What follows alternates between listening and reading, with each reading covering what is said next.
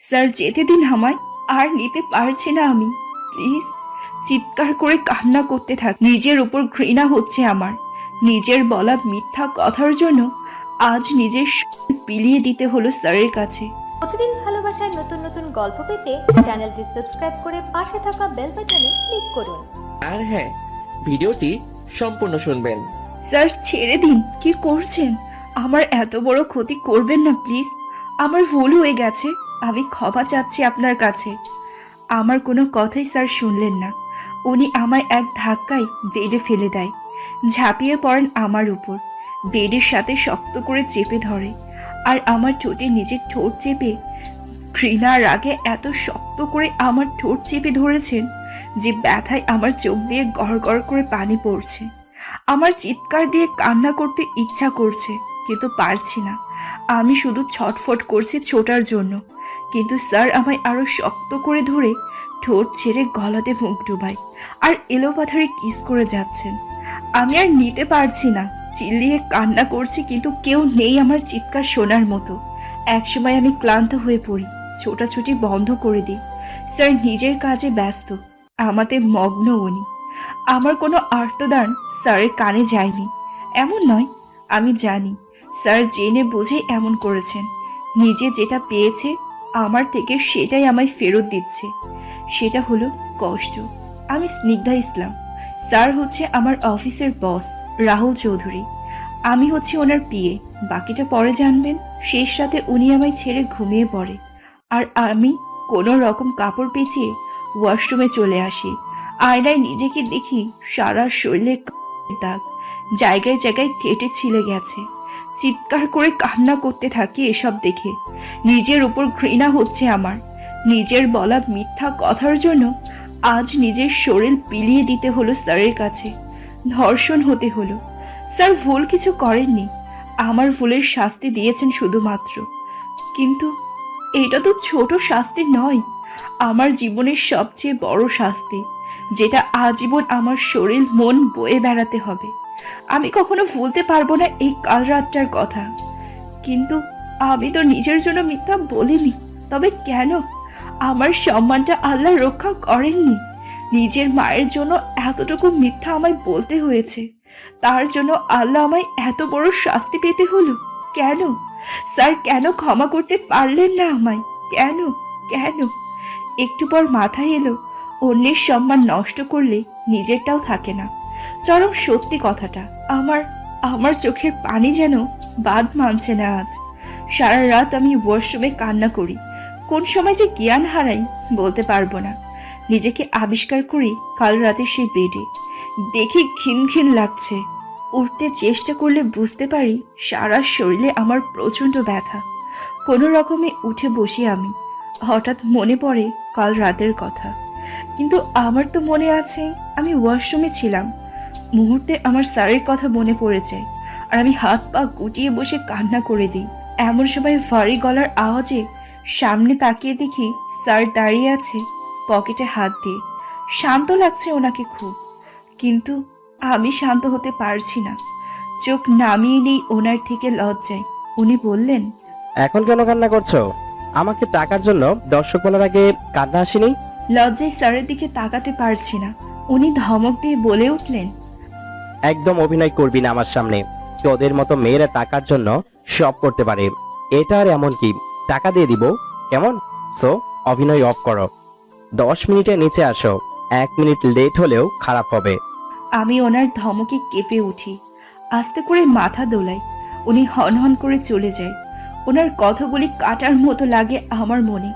চিল্লিয়ে কান্না করি কতক্ষণ, তারপর নিজেকে সামলিয়ে আমি ওয়াশরুমে যাই। গিয়ে দেখি আমার শরীরের অন্য একটা ড্রেস। কে চেঞ্জ করলো আমাকে? পরে ভাবলাম স্যার করেছেন। মনে হয় আমার সবই তো শেষ। উনি শেষ করে দিলেন আমার সামান্য ড্রেস। আর এমন কি, আল্লাহ, আমি ধর্ষক বলার শাস্তি কড়াই গন্ডায় পেলাম স্যারের থেকে। আমি 20 মিনিট পরে নিচে যাই, গিয়ে ভারী আওয়াজ পাই। 10 মিনিট টাইম দিয়েছিলাম ঘড়ি দেখে, বাট তুমি আরো 10 মিনিট বেশি নিয়ে ফেলেছ। আমি নিচে তাকিয়ে বললাম, আমি ড্রেস খুঁজে পাচ্ছিলাম না তাই। বলার সাথে সাথে উনি আমার হাত ধরে ওনার হাতের গরম কফিটা ফেলে দিলেন। আহা স্যার! আমার চুলের মুঠি ধরে বলে উঠলেন, কি বলো? স্যার যেতে দিন আমায়, আর নিতে পারছি না আমি, প্লিজ। ব্যথায় কাতরে বলে উঠি আমি। উনি চিল্লিয়ে বলে ওঠেন, তোকে সারা জীবনই সইতে হবে এসব। মিথ্যে বলার আগে মনে ছিল না এই রাহুল চৌধুরী জানলে কি হবে তোর হাল?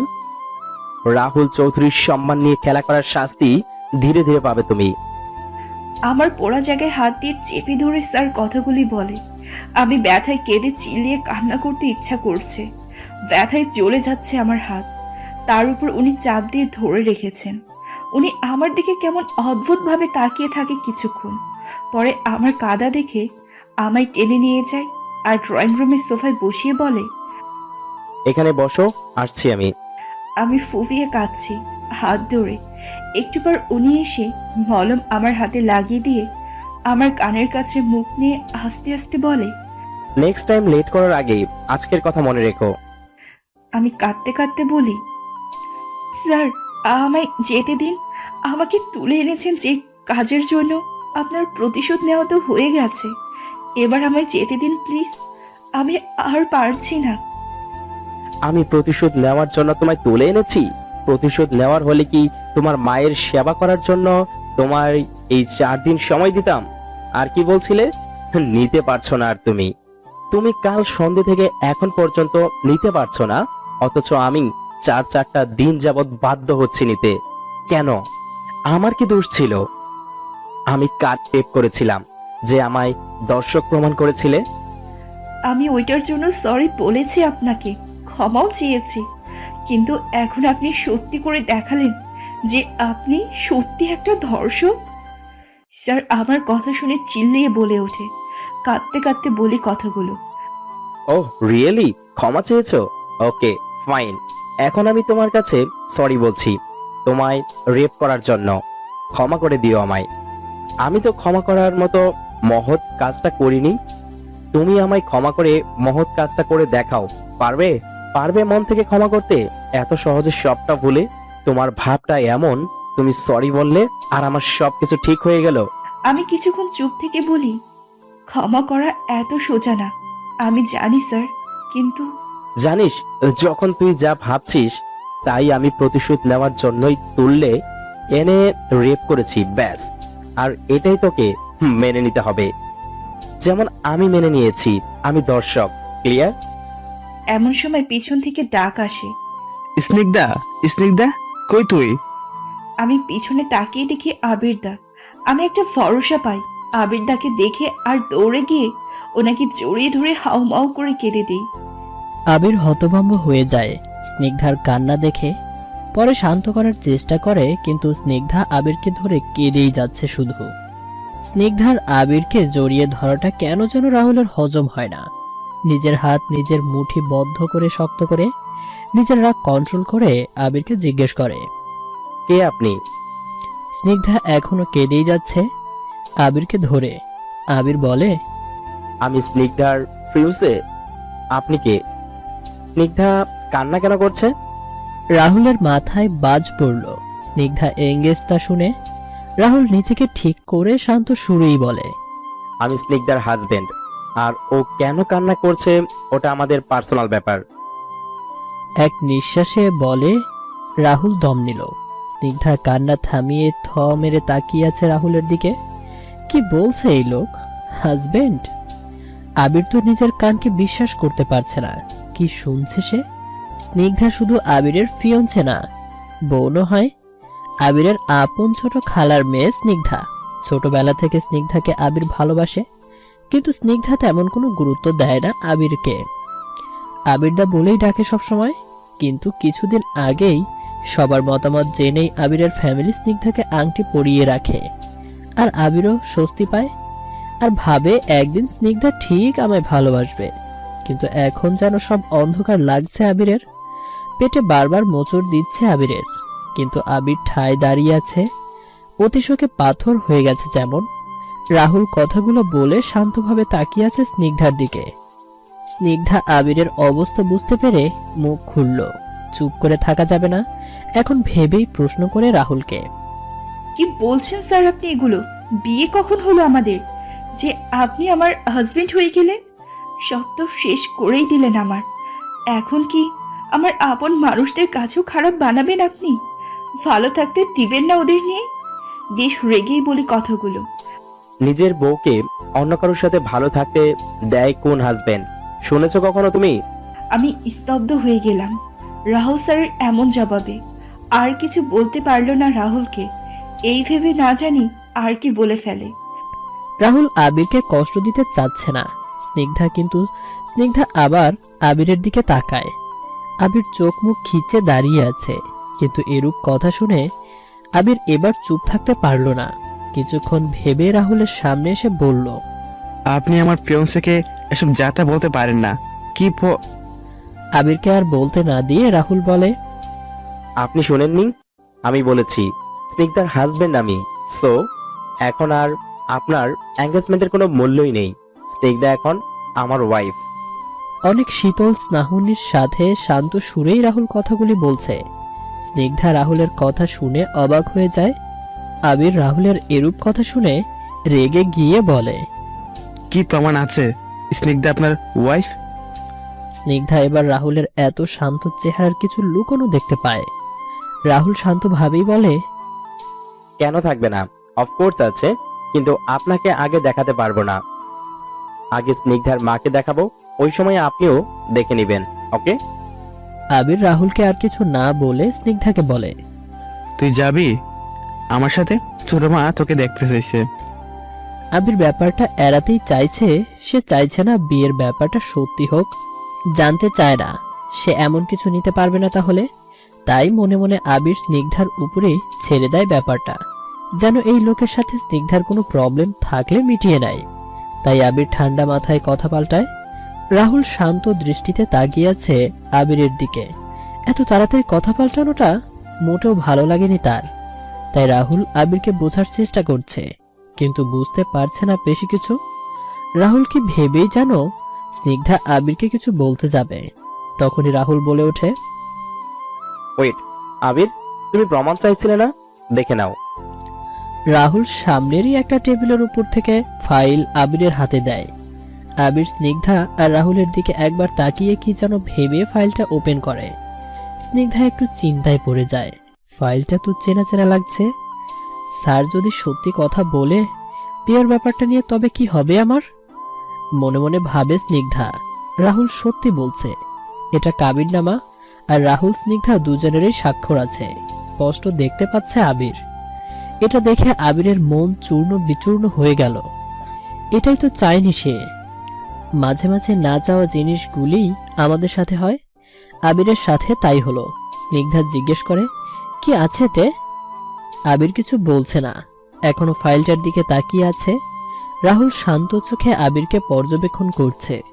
রাহুল বেশ বুঝতে পারছে আবির খুব কষ্ট পাচ্ছে। এটাই চেয়েছিল রাহুল। তাই রাহুল আবিরকে উদ্দেশ্য করে বলে, কি হয়েছে আবির? প্রমাণ দিতে পেরেছি? রাহুলের কথা শুনে স্নিগ্ধার পেটে মোচড় দিয়ে ওঠে। সত্যি তাহলে স্যার আমায় বিয়ে করেছে? মনে মনে বলে স্নিগ্ধা। তারপর আবার আবিরকে জিজ্ঞেস করে, আবিরদা কিছু বলছো না কেন? কি বলবো, নিজে বিয়ে করেছিস নিজেই জানিস না? এমনটা করতে পারলি? স্নিগ্ধা কি না করেছি তোর জন্য, কিন্তু তুই আমার কথা নাই চিন্তা করলি। নিজের যে দুইটা মা আছে তাদের কথাই ভাবতিস। তুই কি করলি এটা? ফাইলটা স্নিগ্ধার হাতে দিয়ে দেয় আবির। স্নিগ্ধা আবিরের কথা শুনে অঝোর ধারায় কান্না করতে থাকে। বুঝে যায় যা বোঝার স্নিগ্ধার বুকে খুব ব্যথা অনুভব করছে। মানতে পারছে না আবিরের কষ্টটা। আবির রাহুলকে বলে, সরি স্যার, আমি আপনার সামনে দাঁড়াবার যোগ্য নই। আর আপনার বউকে নিজের ফিয়ন্সে বলেছি, তার জন্য ক্ষমা চাইছে, ক্ষমা করে দিবেন। বলেই আবির এক নজর স্নিগ্ধার দিকে তাকিয়ে বলে, হাজবেন্ডকে নিয়ে দেখে আসিস মাকে। বলেই আবির তাড়াতাড়ি পা ফেলে চলে যায় বাইরে। রাহুল আবিরের যাওয়ার দিকে তাকিয়ে একটা বাঁকা হাসি দেয়। স্নিগ্ধা আবিরের পেছনে যেতে নিলে রাহুল টানতে টানতে স্নিগ্ধাকে উপরে নিয়ে যায়। আর রাহুল স্নিগ্ধাকে কিছু করবে বা বলবে তার আগেই স্নিগ্ধা করে একটা চর বসিয়ে দেয় রাহুলের গালে। রাহুল হতভম্ব হয়ে যায়। কি হয়ে গেল তার সাথে? বুঝতে পেরে এই প্রথম তার শরীরে কেউ হাত উঠালো, তাও স্নিগ্ধা। কিন্তু রাহুল কিছু বলছে না স্নিগ্ধাকে, চুপ করে দাঁড়িয়ে আছে। রাহুল ভাবতেই পারেনি স্নিগ্ধা এমন কিছু করবে। স্নিগ্ধা চর মেরে বলতে থাকে, সাহস কি করে হলো আপনার আবিরদাকে এসব বলে অপমান করার? আমার সাথে যা করার করেছেন ঠিক আছে, মিথ্যা বলেছি, শাস্তি পেয়েছি, কিন্তু আপনি সাহস পেলেন কই থেকে আবিরদাকে মিথ্যা বলার? হ্যাঁ, আমি তো খারাপ মানুষ, তাই মিথ্যা বলেছি, কিন্তু আপনি কেন বললেন? স্নিগ্ধার কথা শুনে চোখ মুখ খিচে বন্ধ করে রাখে আর রাহুল আর চুপ থাকতে পারল না। স্নিগ্ধার কথা শেষ হওয়ার সাথে সাথে খপ করে স্নিগ্ধার হাতের কবজি দুটি খুব শক্ত করে ধরল রাহুল। স্নিগ্ধা একটু ভয় পেয়ে গেল। রাহুলের এমন করায় যতটাই হোক ছেলে মানুষ তো, তাই স্নিগ্ধা চুপ হয়ে গেল। রাহুল কিছুক্ষণ তাকিয়ে থেকে স্নিগ্ধার দিকে বলতে শুরু করলো, তুমি আজ এখন যেটা করেছো সেটা হয়তোবা ঠিকই করেছো, কিন্তু ভুলটা তোমার ছিল। তোমার কারণে আমি তোমার সাথে এমন করেছি, তাই তুমি আমার উপর হাত উঠিয়ে ঠিক করনি স্নিগ্ধা। স্নিগ্ধা রাহুলকে চর মারার পরও এমন শান্ত গলায় কথাগুলো হজম হচ্ছে না। নিচে এভাবে কথা বলেই এই লোক আবিরদাকে কষ্ট দিয়েছে, এখন আমাকেও নিশ্চয়ই কিছু করবে। আমার এই লোককে চর মারা ঠিক হয়নি, আবার হয়তো নিজের পায়ে নিজে কুড়োল মারলাম, কে জানে। মনে মনে বলছে স্নিগ্ধা। রাহুল স্নিগ্ধার হাত ছেড়ে দিয়ে বলল, লিসেন টু মি স্নিগ্ধা, আমি বিয়ে করেছি তোমাকে, তাই আমি চাই তুমিও এটা মেনে নাও, তোমারই ভালো হবে এতে। স্নিগ্ধা এবার রেগে গেল। আপনি আমার এত বড় ক্ষতি করে এখন আমার ভালো করতে আসছেন আর আমায় বিয়ে মেনে নেওয়ার কথা বলছেন? আপনি ভাবলেন কি করে আমি মেনে নিব আপনার কথা? আপনি একটা ধর্ষক, আর একটা এমন মানুষের সাথে আর যাই হোক জীবন কাটানো যায় না, বুঝেছেন আপনি? রাহুল রেগে গেল স্নিগ্ধার কথায়। রাহুল স্নিগ্ধাকে পেছনে নিয়ে গিয়ে দেয়ালে চেপে ধরল। হঠাৎ এমন করায় ভয় পেয়ে গেল স্নিগ্ধা। রাহুল চেঁচিয়ে বলতে শুরু করলো, তা দর্শকের সাথে জীবন কাটানো যায় না, কিন্তু আমাকে দর্শক বানালো কে? কে বল? তোর মিথ্যে কথা বলার জন্যই তো হয়েছি দর্শক। এখন খুব খারাপ, আমি বলার সময় আটকাইনি মুখে আমি দর্শক। রাহুলের চিল্লানিতে চোখ বন্ধ করে আছে স্নিগ্ধা। কি বলবে, কি বলা উচিত বুঝতে পারছে না স্নিগ্ধা, কারণ যাই বলছে দোষটা তারই বেশি, তাই কাজ হচ্ছে না। কিন্তু সে এতটুকু জানে এই লোকের সাথে সে থাকবে না। চুপ করে আছিস কেন? নেই কোনো জবাব? স্নিগ্ধাকে ছেড়ে দিয়ে একটু দূরে দাঁড়িয়ে শান্ত গলায় রাহুল বলল, স্নিগ্ধা, তোমার লাকটা খুব ভালো যে আমি তোমার সাথে কিছুই করিনি। আমি যদি খারাপ হতাম না, জানো কি হতো? মুখ দেখাতে পারতে না বাইরে, বের হতে গা কাঁপতো। তোমার আর এসব দেখে যেই মার জন্য মিথ্যা বলেছ তিনি এভাবেই মারা যেত। কাল রাতে আমি যা করেছি রাইট ছিল, তাই করেছি। আর যাই করেছি তোমাকে বোঝানোর জন্য করেছি যে সরি বললেই সবকিছু ঠিক হয়ে যায় না, তোমাকে ভুলের শাস্তি পেতেই হবে।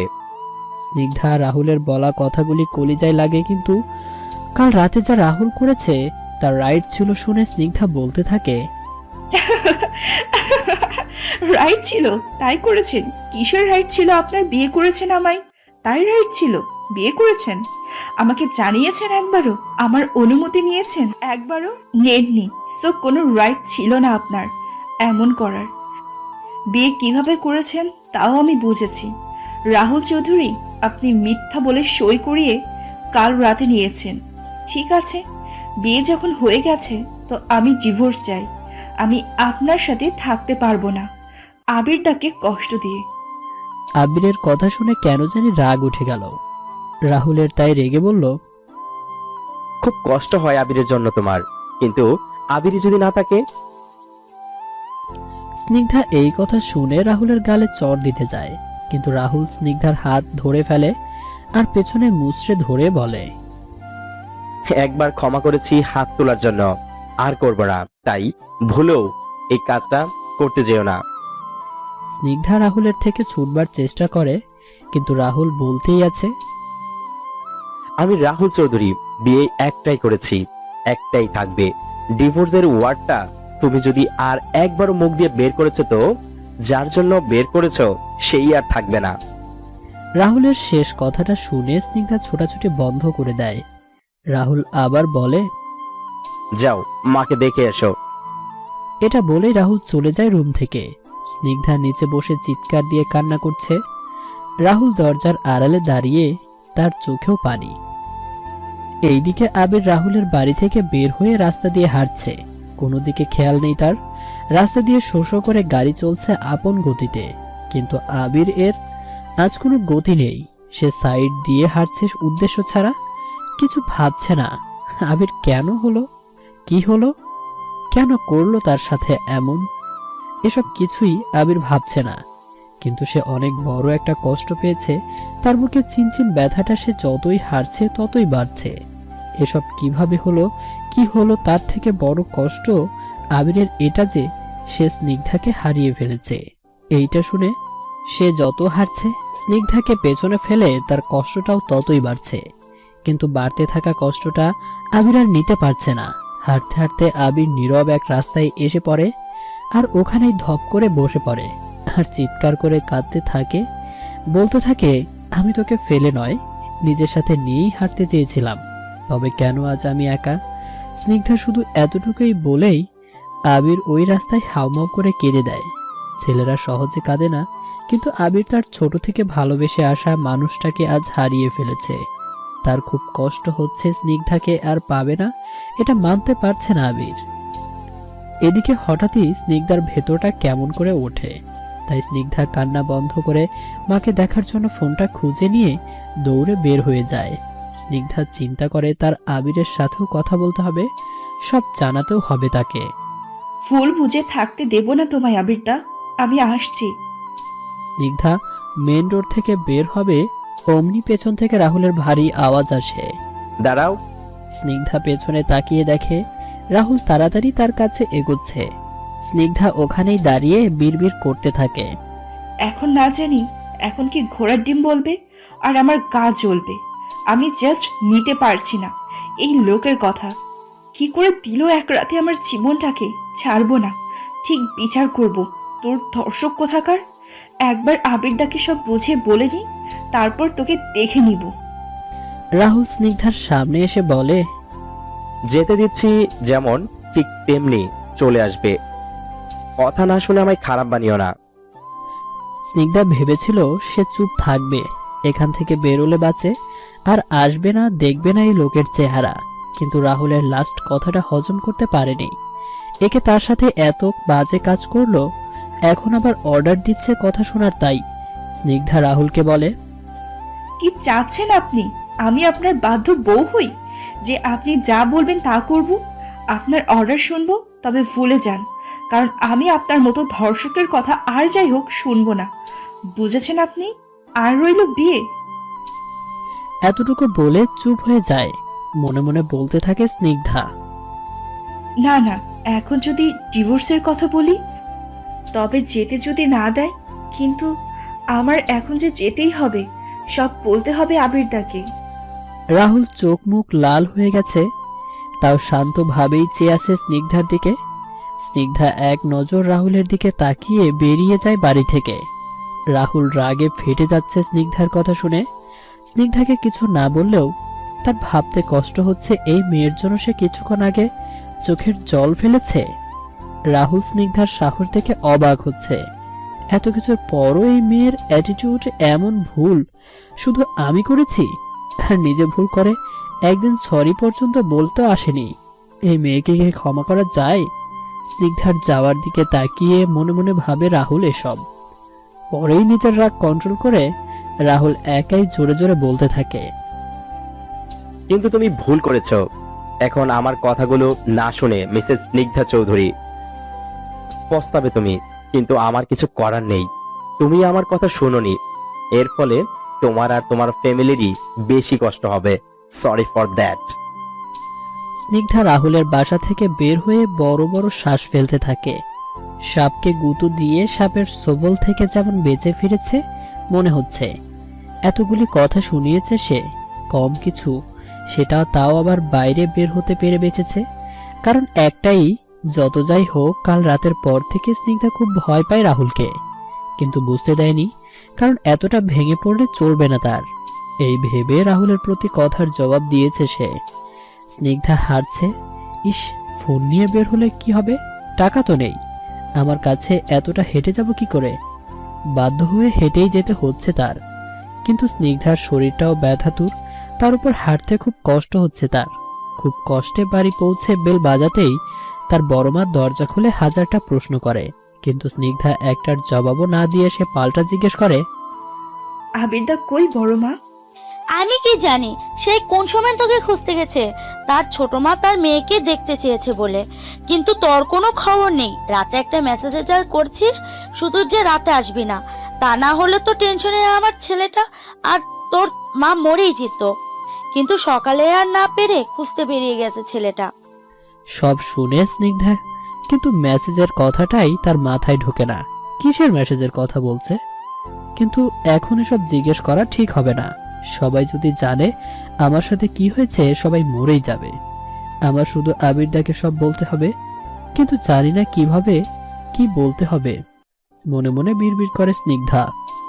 কিরে, কি বিড়বিড় করিস? নে পানি খেয়ে মাকে দেখে আয়। হ্যাঁ দাও। এই মাটার জন্যই তো সব। বড় মা, মার জন্য সব করতে পারি আমি। মনে মনে এসব বলেই পানি খেয়ে মাকে দেখতে যায় স্নিগ্ধা। এইদিকে আবিরও রাস্তায় কান্নাকাটি থামিয়ে বাসায় রওনা দেয়। এই ভেবেই ছোট মা চিন্তা করবে, আবির স্নিগ্ধার মাকে নিজের মার থেকেও বেশি ভালোবাসে। আর তার কথা চিন্তা করেই বাড়ি যায় আবির। বেল বাজাতেই আবিরের মা দরজা খুলে আবিরকেও হাজার প্রশ্ন করে। আবিরের মন ভালো না, তাই জবাব না দিয়ে সোজা স্নিগ্ধার মার রুমে যায়। গিয়ে দেখে স্নিগ্ধা তার পাশে বসে নিজের দুহাত দিয়ে নিজের মার হাত ধরে রেখেছে আর চেয়ে আছে মায়ের ঘুমন্ত চেহারার দিকে। আবির এতটুকু দেখে নিজের রুমে চলে আসে। স্নিগ্ধা আবিরের পেছনে ফিরে চলে যায়। সময়ে আবিরকে দেখেছে, তাই সে দেরি না করে সাথে সাথেই আবিরের রুমে যায়। স্নিগ্ধা গিয়ে দেখে আবির দেয়ালে টানানো স্নিগ্ধার একটা ছবির দিকে তাকিয়ে আছে। এটা দেখেই স্নিগ্ধার চোখের জল চলে এলো। হঠাৎ আবির বলল, কি দেখতে এসেছিস স্নিগ্ধা? তোর দেওয়া দুঃখাকে কেমন আছে? তবে দেখ, ভালো নেই আমি। পেছনে ফিরে স্নিগ্ধার দিকে তাকিয়ে আছে। স্নিগ্ধা কান্নায় ব্যস্ত। সে বলতে তো এসেছে, কিন্তু বলতে পারবে কি? আবির স্নিগ্ধাকে কান্না করতে দেখে সামনে যায়। হঠাৎ আবিরকে সামনে দেখে স্নিগ্ধা পিছিয়ে যায়। তার এখন ছেলে মানুষ দেখলেই ভয় করে, কিন্তু আবির তা বোঝেনি। ও সরি, আমার মনে ছিল না রে। তুই এখন merit. Sorry, extremely sorry. Snigdha অবাক হয়ে বলে, কি বলছো আবিরদা? তুমি প্লিজ আমায় ভুল বুঝো না। আমি তোমাকে একটা কঠিন সত্য বলতে আসছি। সকালের পর আরো কঠিন সত্য বলার আছে তোর? তাহলে আমায় ক্ষমা কর, আমি আর তোর কঠিন সত্য নিতে পারবো না। প্লিজ আবিরদা, চলে যা, আমি কিছু শুনতে চাই না। আবিরদা।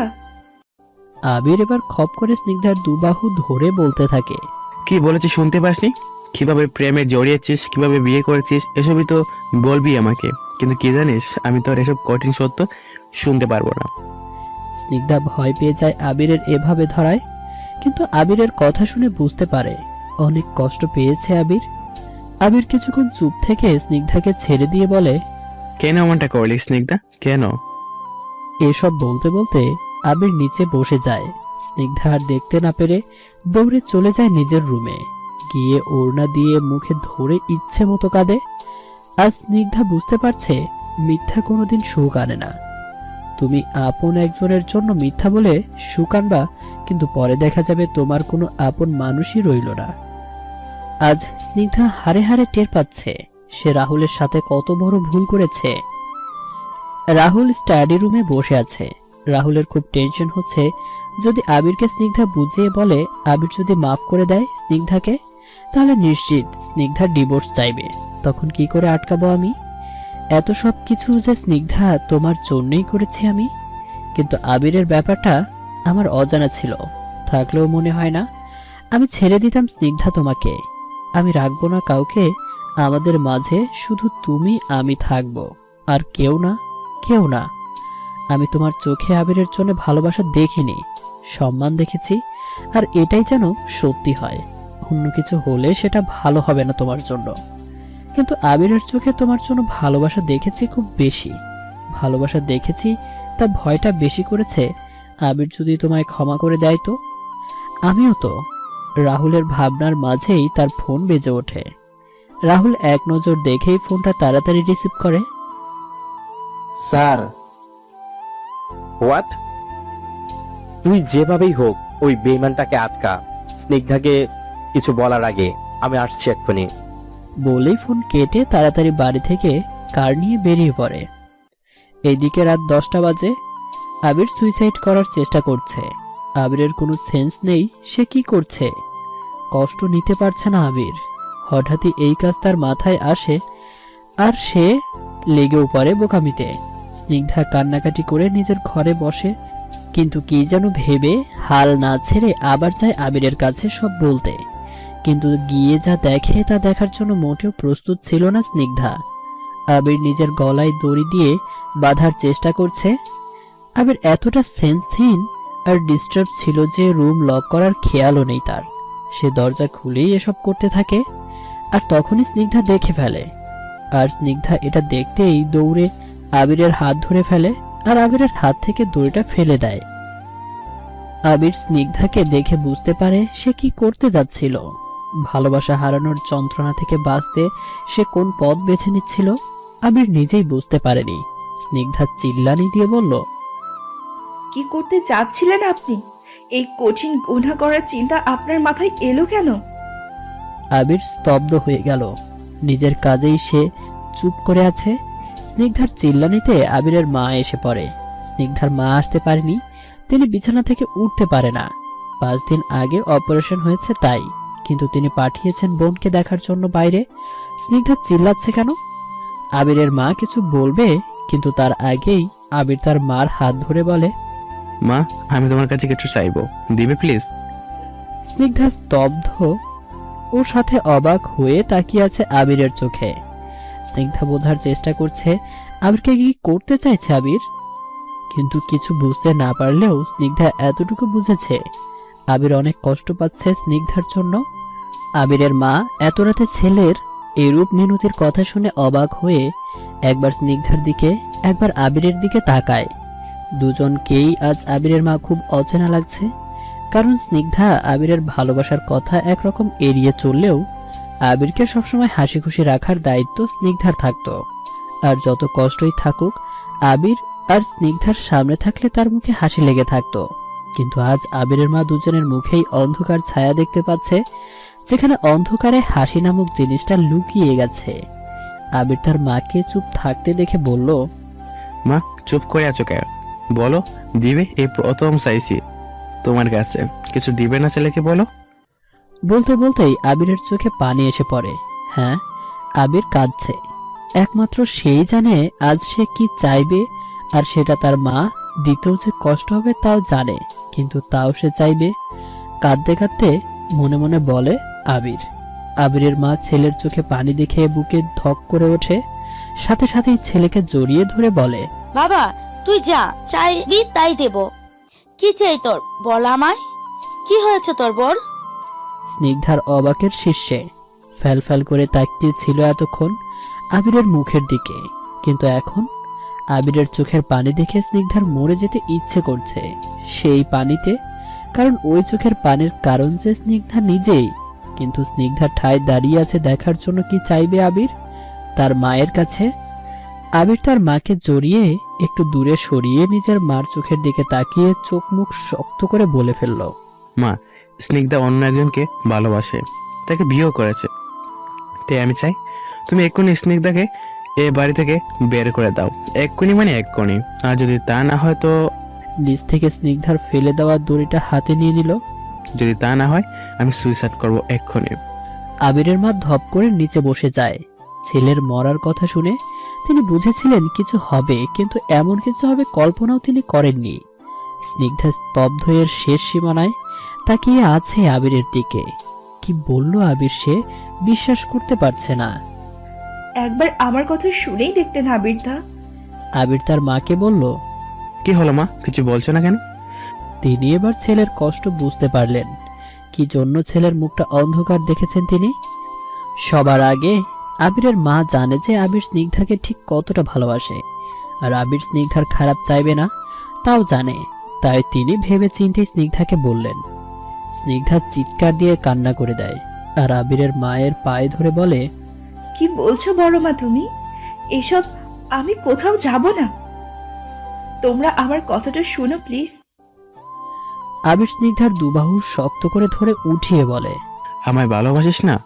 মানুষ তো ভাবিস, যদি একটা মানুষের মরণের কারণ না হতে চাস, আমার জীবিত দেখতে চাস, যা এক্ষুনি এক্ষুনি। স্নিগ্ধা ভাবতে পারেনি আবির তাকে এভাবে বলবে। আবির স্নিগ্ধার শেষ ভরসা ছিল, কিন্তু সেই আবির তার কথাটাও শুনতে চাইছে না। স্নিগ্ধা বুঝতে পেরেছে ঠিক কতটা কষ্ট পেয়েছে আবির। আবির স্নিগ্ধাকে আবার বলে, তুই যাবি নাকি আমি আমার ব্যবস্থা করব? চিল্লিয়ে বলে আবির। স্নিগ্ধা একবার তার বড় মার দিকে তাকিয়ে তারপর আবিরের দিকে তাকিয়ে বলে, জীবনে একটা ফুলের শোধ তোমাদের হারিয়ে দিতে হবে জানলে কোনো দিনও এমন ভুল করতাম না। কিন্তু কি জানো, নিজের মাকে বাঁচানোর লোভ সামলাতে পারিনি। তোমাদের কাছে একটা রিকোয়েস্ট, মাকে এসবের কিছুই বলো না, মা কষ্ট পাবে। আসি।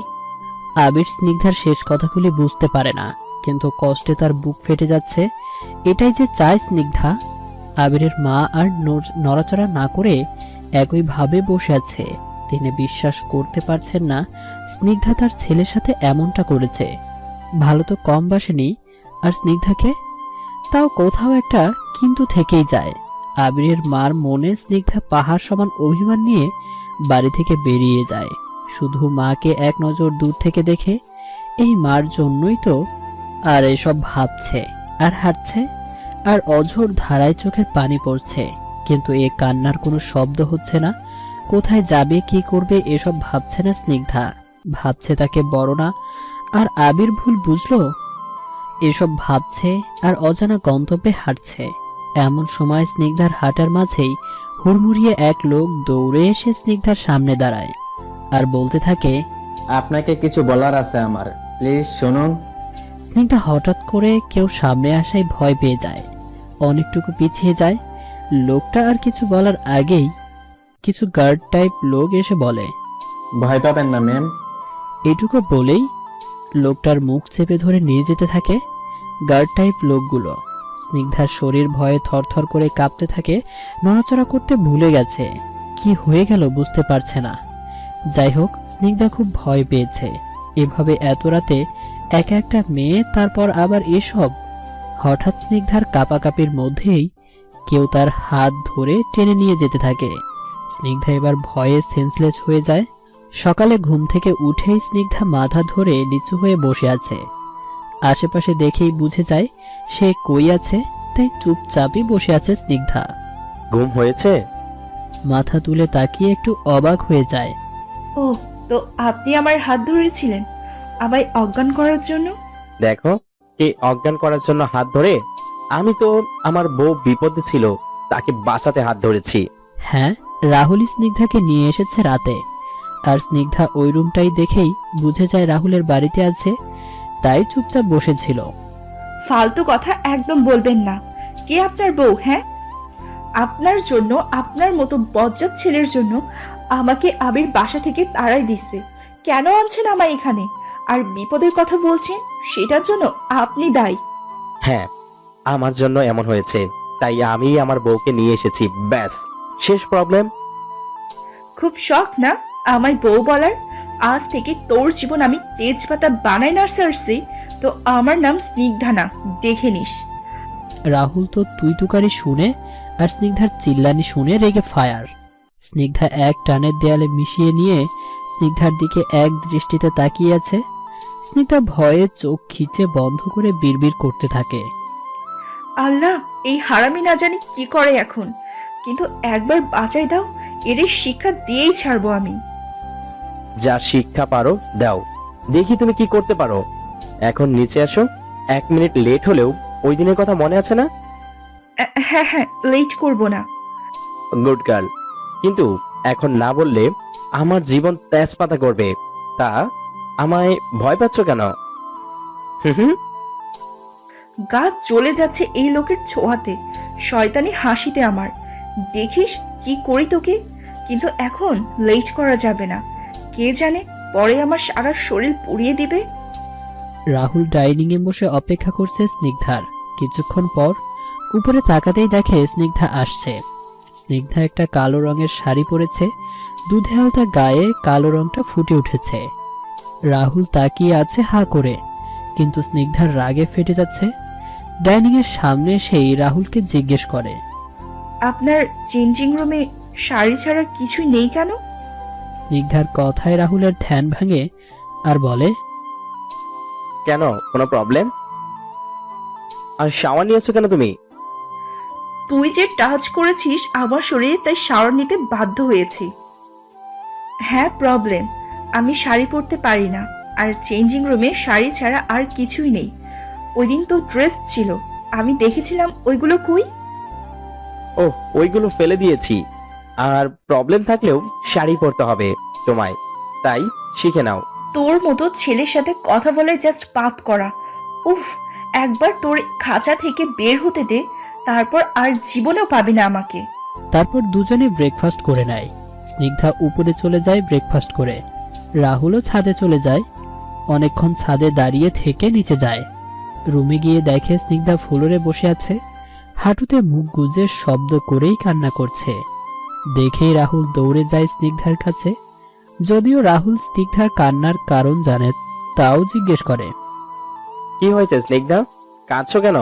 কেন রাহুল চৌধুরী, আপনি জানেন না কেন কান্না করি আমি? জানি তো, কিন্তু কিন্তু কি? কেন এমন করলেন আমার সাথে? কেন একটুও ক্ষমা করে দিলে কি হতো বলতে পারেন? রাহুল স্নিগ্ধার এরূপ কথা শুনে স্নিগ্ধাকে আষ্টে পৃষ্ঠে জড়িয়ে ধরল। স্নিগ্ধাও কিছু বলল না, কেঁদেই যাচ্ছে। কান্না করো না প্লিজ। তুমি ভুলই করনি, সব ভুল আমি করেছি। হ্যাঁ আপনি করেছেন, সব আপনি করেছেন। কেন করেছেন? হ্যাঁ কেন? কেন? হ্যাঁ, আমি করেছি। এখন কান্না থামাও। স্নিগ্ধাকে ছেড়ে চোখের পানি মুছে দিয়ে বলল রাহুল। অনেকক্ষণ পর স্নিগ্ধা শান্ত হয়ে কি যেন ভেবে রাহুলকে জিজ্ঞেস করলো, আপনি অফিস যান না? এখানে বাসায় কেন আপনি অফিস যাবেন না? তুমি যাওয়ার ওয়ে রাখুনি। মানে কি? এই বজ্জাতটা সারাক্ষণ বাসায় থাকলে আমি পালাবো কি করে? কেন সাধারণ একটা বিষয়ের জন্য আপনি অফিস যাওয়া বন্ধ করে দিয়েছেন? এখনো বুঝোনি তুমি, এটা সাধারণ বিষয় না। তুমি পুরো অফিস এ পোস্টার লাগিয়েছো আমি ধর্ষক। তারপর ইম্পর্টেন্ট একটা মিটিং এ ক্লায়েন্টদের সামনে হুট করে ঢুকেই বলেছো আমি নাকি তোমাকে দর্শন করেছি। ওই দিন থেকে আজ পর্যন্ত বাইরে বের হতে পারিনি। মিটিং এ থাকা কিছু শত্রু এটা বাইরে ছড়িয়ে দিয়েছে, এমন ভাবে ছড়িয়েছে যে মিডিয়া নিউজের লোক পিছিয়ে পড়ে গিয়েছিল। এসব থেকে বাঁচানোর জন্য লুকিয়ে থাকতে হচ্ছে। এই যে এই বাড়িটা, এটা অন্য বাড়ি। আমার নিজ বাড়ির সামনে এখনো মিডিয়া ভরে আছে, বুঝতে পারছো? তাই ম্যাটারটা সাধারণ বলো না। এখন তো নিজের উপর স্যারের থেকে বেশি ঘৃণা হচ্ছে, আর আমি শুধু আমারটাই বুঝে যাচ্ছি। আর হ্যাঁ, তোমাকে বোঝাতেই আমাকে তোমার সাথে ওই বাজে কাজ করতে হয়েছে। কিন্তু আমার মাথায় ছিল যে কোনো মেয়ের সাথে আমি বিয়ে না করে এমন করতে পারি না। তাই তুমি কি জঘন্য কাজ করেছো সেটা বোঝানোর এর থেকে বড় ভালো কিছু ছিল না আমার কাছে।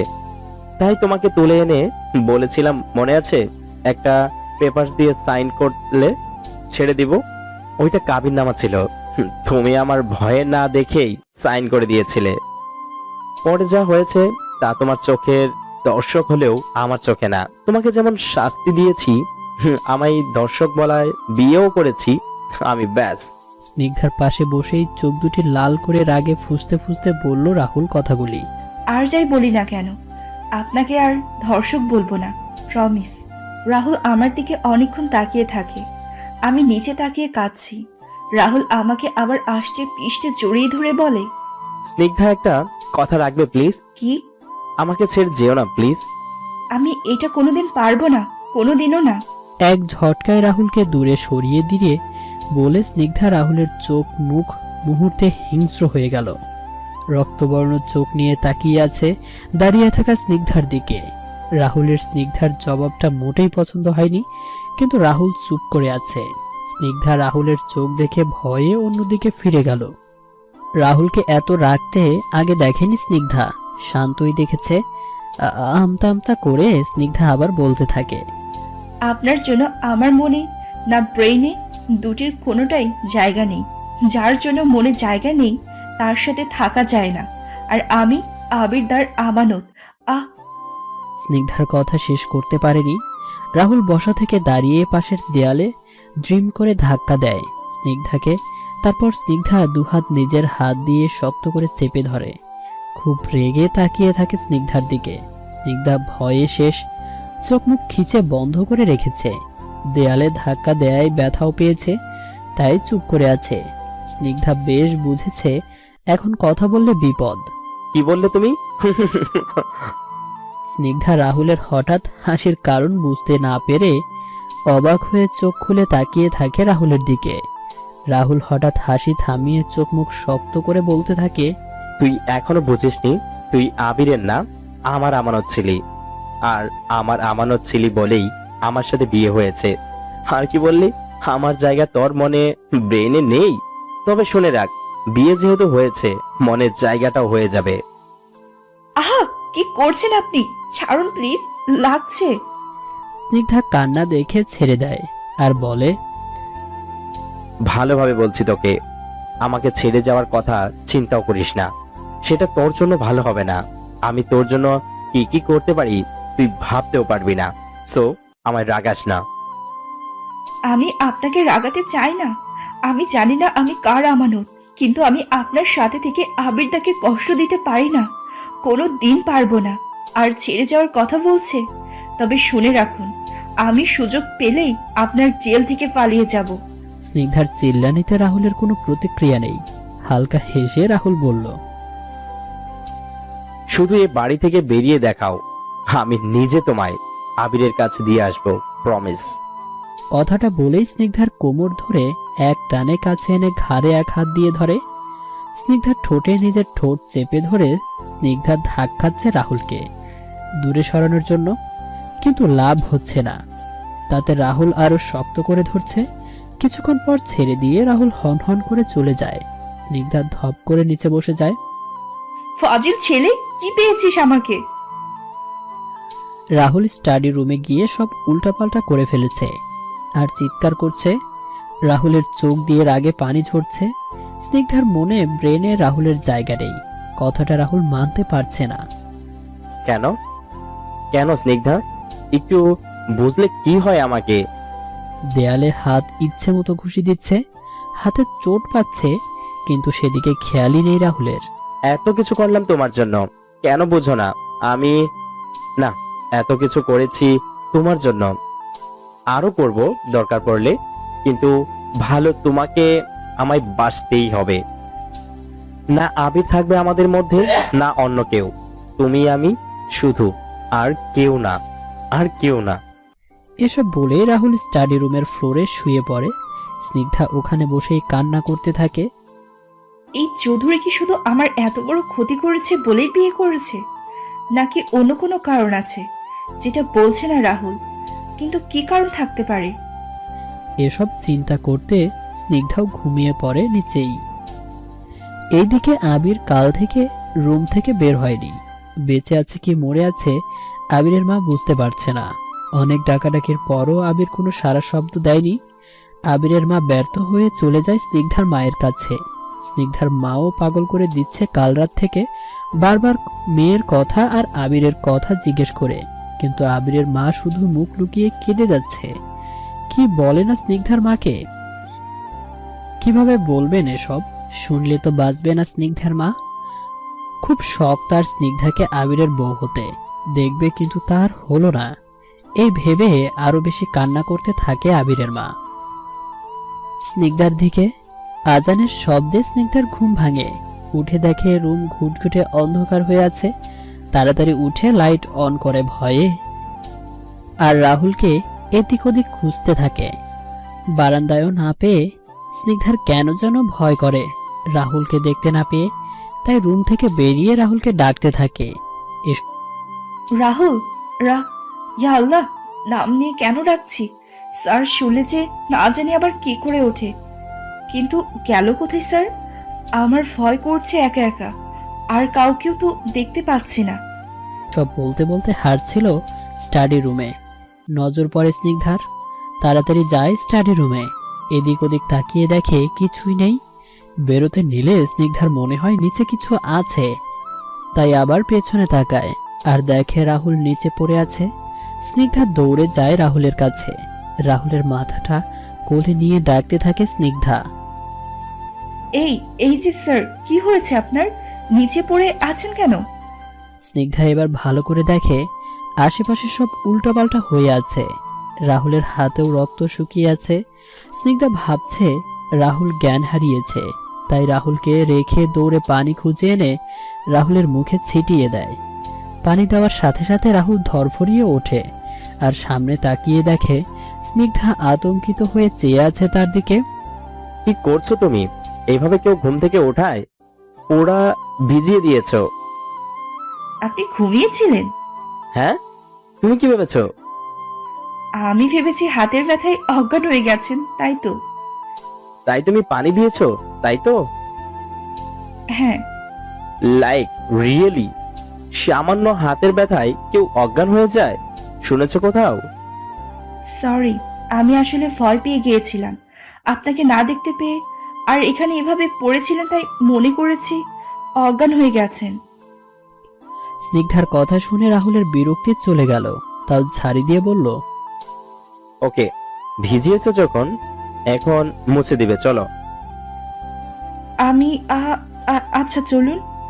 রাহুল স্নিগ্ধার হাত ধরে টেনে রুমে নিয়ে যায় আর টাওয়াল হাতে দিয়ে বলে, নাও, মুছে দাও। বাধ্য মেয়ের মতো স্নিগ্ধাও মুছে দিল রাহুলের মুখটা। নিন, হয়ে গেছে। রাহুল কিছু না বলে বেডে শুয়ে পড়ে চোখ বন্ধ করে। কি হলো, কিছু বললো না কেন? স্নিগ্ধা দেখছে রাহুলকে ভালো করে, আগে এত ভালো করে দেখেনি রাহুলকে। এমন শান্ত মুখ যেন ভাজা মাছ উল্টে খেতে পারে না। ঠোঁটে তো মনে হচ্ছে পিঙ্কি লিপস্টিক লাগাইছে। চোখ তো এক একটা রসগোল্লার থেকেও বড়। আর চামড়া তো, নিজের দিকে একবার তাকিয়ে, চামড়া তো আমার থেকেও সুন্দর, কিন্তু মনটা আমার থেকেও খারাপ। আমায় একটু দয়া করলো না। বিড়বিড় করে বলে এগুলো, বলে চলে যেতে নেয় স্নিগ্ধা, কিন্তু কি মনে করে আবার রাহুলের সামনে যায় আর আস্তে করে কপালে হাত দেয়। আরে ওনার তো জ্বর এসেছে, তাই তো এইভাবে শুয়ে পড়েছে। আমার বোঝার উচিত ছিল। স্নিগ্ধা কিছুটা চিন্তিত হয়ে পড়ে রাহুলের জ্বর দেখে। এখন কি করব আমি? এই বাড়িতে তো স্যার আর আমি ছাড়া কেউ নেইও। অনেক ভেবে বাটিতে পানি এনে রাহুলের মাথায় জলপট্টি দেয় স্নিগ্ধা। এর মাঝে স্নিগ্ধা একবার মেইন ডোর খোলা কিনা দেখতে গিয়েছে, কিন্তু ঠিক কোন দিক থেকে বন্ধ স্নিগ্ধার মাথায় ঢোকেনি।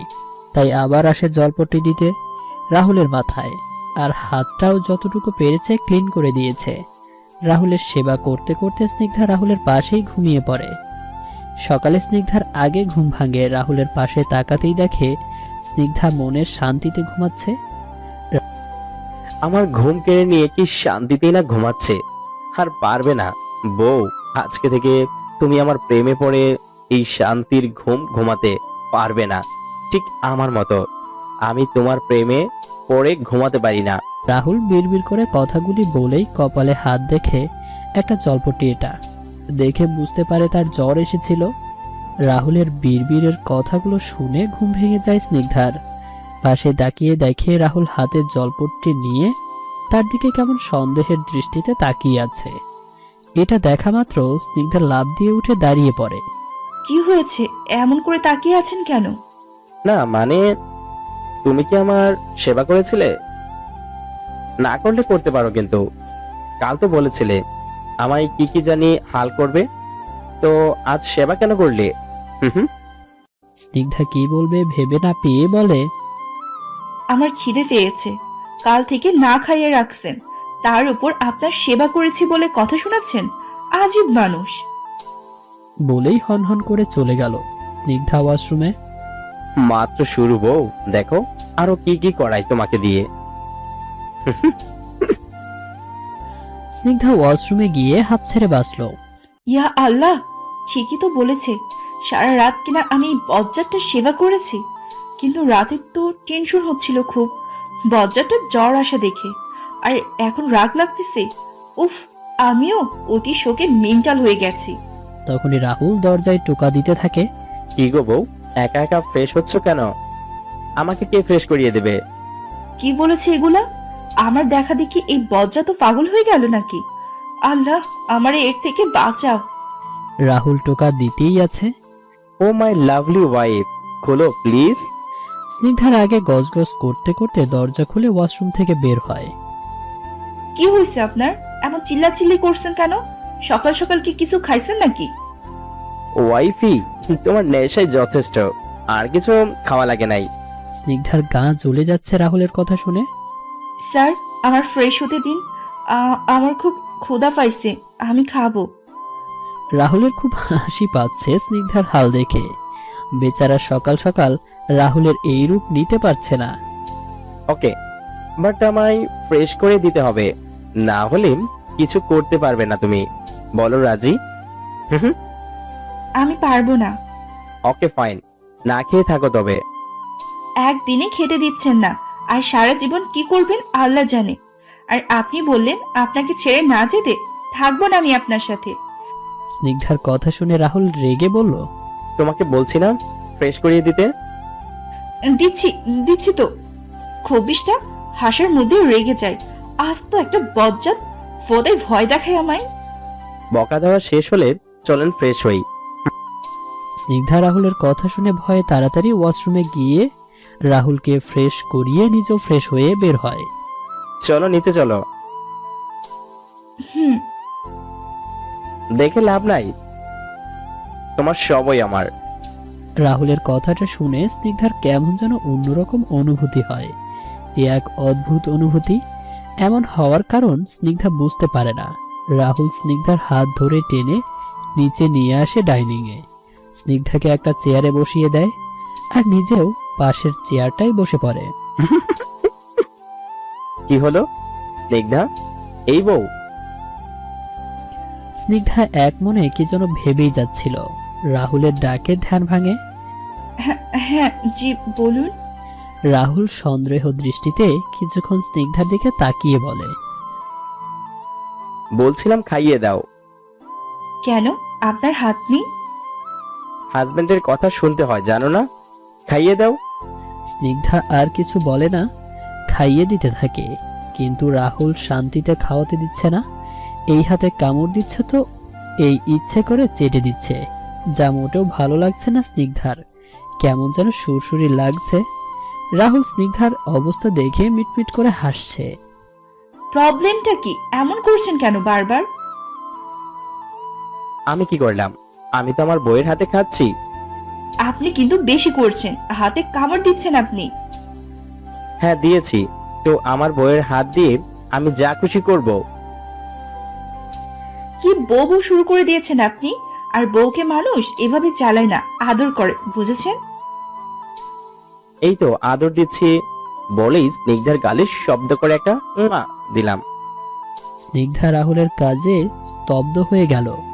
আর কিছু না বলে রাহুলকে খাইয়ে নিজেও খেয়ে নিল। আর রাহুল স্নিগ্ধার দিকে তাকিয়ে মিটমিটে হাসছে।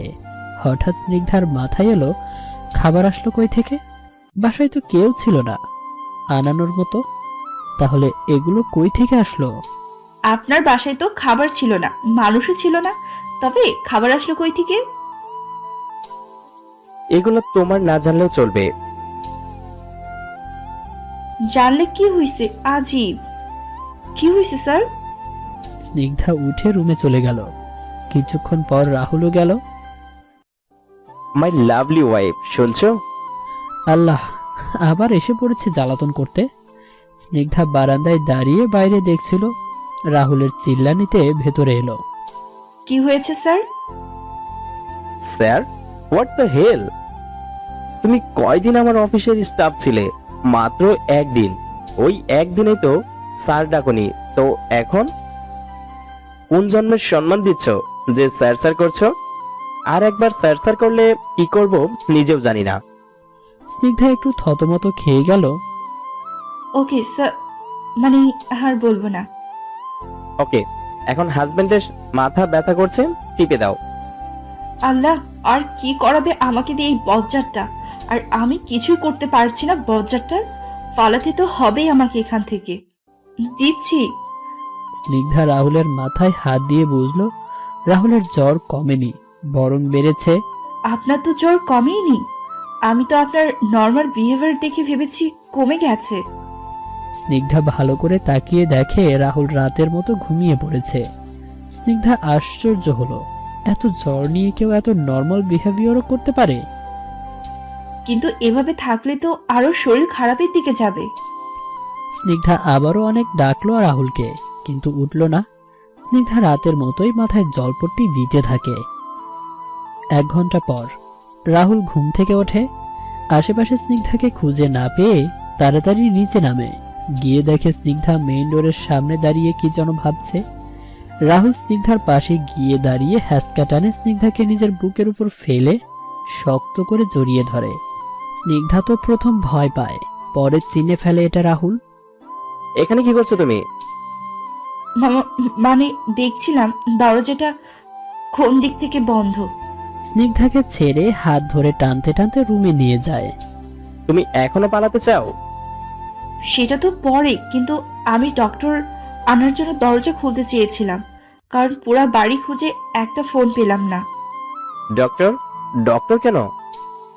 আপনি কি পাগল নাকি? এত জ্বর শরীরে আর আপনি বলছেন ডক্টর কেন?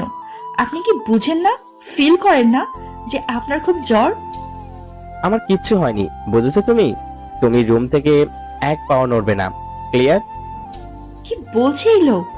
জ্বর খুব বেশি, আমি দেখেছি 100-র উপরে হবে, কিন্তু এই বজ্জাত বলছে কিছু হয়নি। রোবট নাকি আল্লাহ জানে।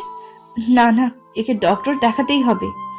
প্লিজ মানে রাহুল প্লিজ, আপনার খুব জ্বর, এভাবে থাকলে আরো শরীর খারাপ হয়ে যাবে। আপনি প্লিজ ডক্টর ডাকুন। আমি একদম পালানোর চেষ্টা করব না। আর তাছাড়া জ্বরটা রাত থেকে হাতেও তো ব্যথা পেয়েছেন, ওইটাও ইনফেকশন হতে পারে চিকিৎসা না করালে। রাহুল অবাক চোখে তাকিয়ে আছে স্নিগ্ধার দিকে। তার জন্য স্নিগ্ধা এত ভাবছে তার বিশ্বাস হচ্ছে না। দেখো, আমি তুমি পালিয়ে যাবে তাই ডক্টর রাখছি না, এমন না। আমি না চাইলে তো তুমি রুম থেকেই বেরোতে পারবে না, এটা ক্লিয়ার হয়ে নাও। আমি ঠিক আছি, তাই ডক্টরের প্রয়োজন নেই। আমার এমন জ্বর প্রায়ই আসে, তুমি চিন্তা করো না। এটা কেমন কথা? আমি জানি না, আপনি ডক্টর ডাকুন প্লিজ। আমি চিন্তা না করে পারছি না, আর আমি নিজেও কিছু করতে পারছি না। আপনি তো পাগল, কিন্তু আমি পাগল না যে এত জ্বর থাকার পরও আমি ঠিক আছে শুনে শান্ত হয়ে যাব। তারপর রাহুল আর না পেরে ডক্টরকে খবর দেয় ফোন করে। রাহুলের হাতে ফোন দেখে অবাক হয়, কারণ স্নিগ্ধা অনেক খুঁজেছে। ডক্টর রাহুলকে দেখে মেডিসিন দিয়ে যায় আর হাত ব্যান্ডেজ করে দেয়, আর বলে মেডিসিন শেষ হলে আবার চেক আপ করতে আসতে। হসপিটাল থেকে ডক্টর চলে গেলে রাহুল স্নিগ্ধাকে জিজ্ঞেস করে, আমার জায়গায় অন্য কেউ থাকলেও কি এমন করতে নাকি? নাকি আমি স্পেশাল? হ্যাঁ, অন্য কেউ হলেও এমন করতাম, কিন্তু আপনি এটা জিজ্ঞেস করলেন কেন? একটা বড় সড়ো শ্বাস ফেলে। না, এমনি জিজ্ঞেস করলাম। আচ্ছা আপনি বসুন, আমি আপনার জন্য খাবার নিয়ে আসি, খেয়ে মেডিসিন খাবেন। না, আমি নিচে গিয়ে তোমার সাথেই খাবো। দুপুর হয়ে এসেছে, তুমিও খাবে, চলো। স্নিগ্ধা শুধু অবাক হচ্ছে, কি করে এত নর্মাল রাহুল এত জ্বর থাকার পরও? সত্যি রাহুলকে রোবট মনে হচ্ছে স্নিগ্ধার। হ্যাঁ চলুন। তারপর রাহুল আবার স্নিগ্ধাকে খাইয়ে দিতে বলে। স্নিগ্ধাও খাইয়ে দেয়, কিছু করার নেই। নিজেও খেয়ে রাহুলকে মেডিসিন খাইয়ে দেয়। স্নিগ্ধা এবারও অবাক হয় যে খাবার বানায় কে, টেবিলেই বা কোন সময় রাখে খাবার। কিন্তু পরেই ভাবে বজ্জার দ্বারা সব সম্ভব। তারপর দুজনেই রুমে চলে যায়। স্নিগ্ধা রাহুলকে কি যেন ভেবে জিজ্ঞেস করে, আচ্ছা আপনার ফ্যামিলির সবাই কই? কাউকেই তো দেখি না, ওরা কি এই বাড়িতে থাকে না? হালকা হেসে জবাব দেয়, আমার ফ্যামিলি নেই। হ্যাঁ, ফ্যামিলি বাদে সবাই আছে। মানে কি কেউ নেই আপনার? রাহুল স্নিগ্ধাকে টেনে নিজের কাছে এনে জড়িয়ে ধরে শুয়ে পড়ে। স্নিগ্ধাও কেন যেন কিছু বলতে পারে না। শুয়ে রাহুল বলে, মনে হচ্ছে আমার বাবা যখন আমি ক্লাস 10-এ পড়ি তখন মারা যায়। আমার কোনো ভাই বোন নেই। আর আর মা? মা একজনকে ভালোবেসে চলে যায় আমায় ছেড়ে। আসলে আমার মা খুব স্মার্ট ছিল, সব দিক থেকে পারফেক্ট যাকে বলে। যখন বাবা মারা যায়, বাবার এত বড় ব্যবসা মাই দেখাশোনা করে। কারণ আমি অনেক ছোট তখন, আমার পক্ষে সব সামলানো সম্ভব ছিল না। আর মা বাবার এত কষ্টে গড়ে তোলা ব্যবসা ডুবতে দিতে চাননি, তাই নিজেই সব বুঝে নেন আর আমায় পড়াশোনার জন্য বাইরে পাঠিয়ে দেন। যেদিন আমি দেশে ফিরি ওই দিন মাকে দেখতে পাইনি, পেয়েছি একটা চিঠি যেখানে মা লিখেছিল মা একজনকে ভালোবাসেন, তার সাথে চলে যাচ্ছেন অনেক দূর। আমার সামনে তিনি বলতে পারতেন না এই কথা, তাই চিঠি লিখে চলে গিয়েছিল। আমিও মাকে আর খুঁজিনি। মা লজ্জা পেয়েছিল হয়তো। একজন ছেলের মা হয়ে অন্য কাউকে ভালোবাসি বলতে নিজেরই ছেলের কাছে। তাই আমিও আর খুঁজিনি মাকে, কেমন আছে কই আছে কিছুই আমি ছেলে হয়েও জানি না এখন। তারপর থেকে ফ্যামিলি নামের মানুষগুলোর সাথে আমি আর কোনো যোগাযোগ রাখিনি। ফুপি, আন্টি, মামা, কাকু, ভাই বোন, কারোর সাথে না। ওরা যোগাযোগ করতে চেয়েছে অনেক, কিন্তু আমি সব মাধ্যম বন্ধ করে দিয়েছি। স্নিগ্ধা বুঝতে পারে রাহুল অনেক কষ্ট পেয়েছে তার মায়ের জন্য, তাই ফ্যামিলির মানুষদের সাথেও যোগাযোগ রাখেনি। ভালোবাসলে তো ঠিক ভুল থাকে না। ভালোবাসলে সব ভুলে সব মায়া কাটিয়ে ভালোবাসার মানুষটার সাথে থাকা যায়। আপনার মাও তাই করেছে, সব ভুলে আপনার মায়া কাটিয়ে ভালোবাসার মানুষের সাথে থাকতে চেয়েছে।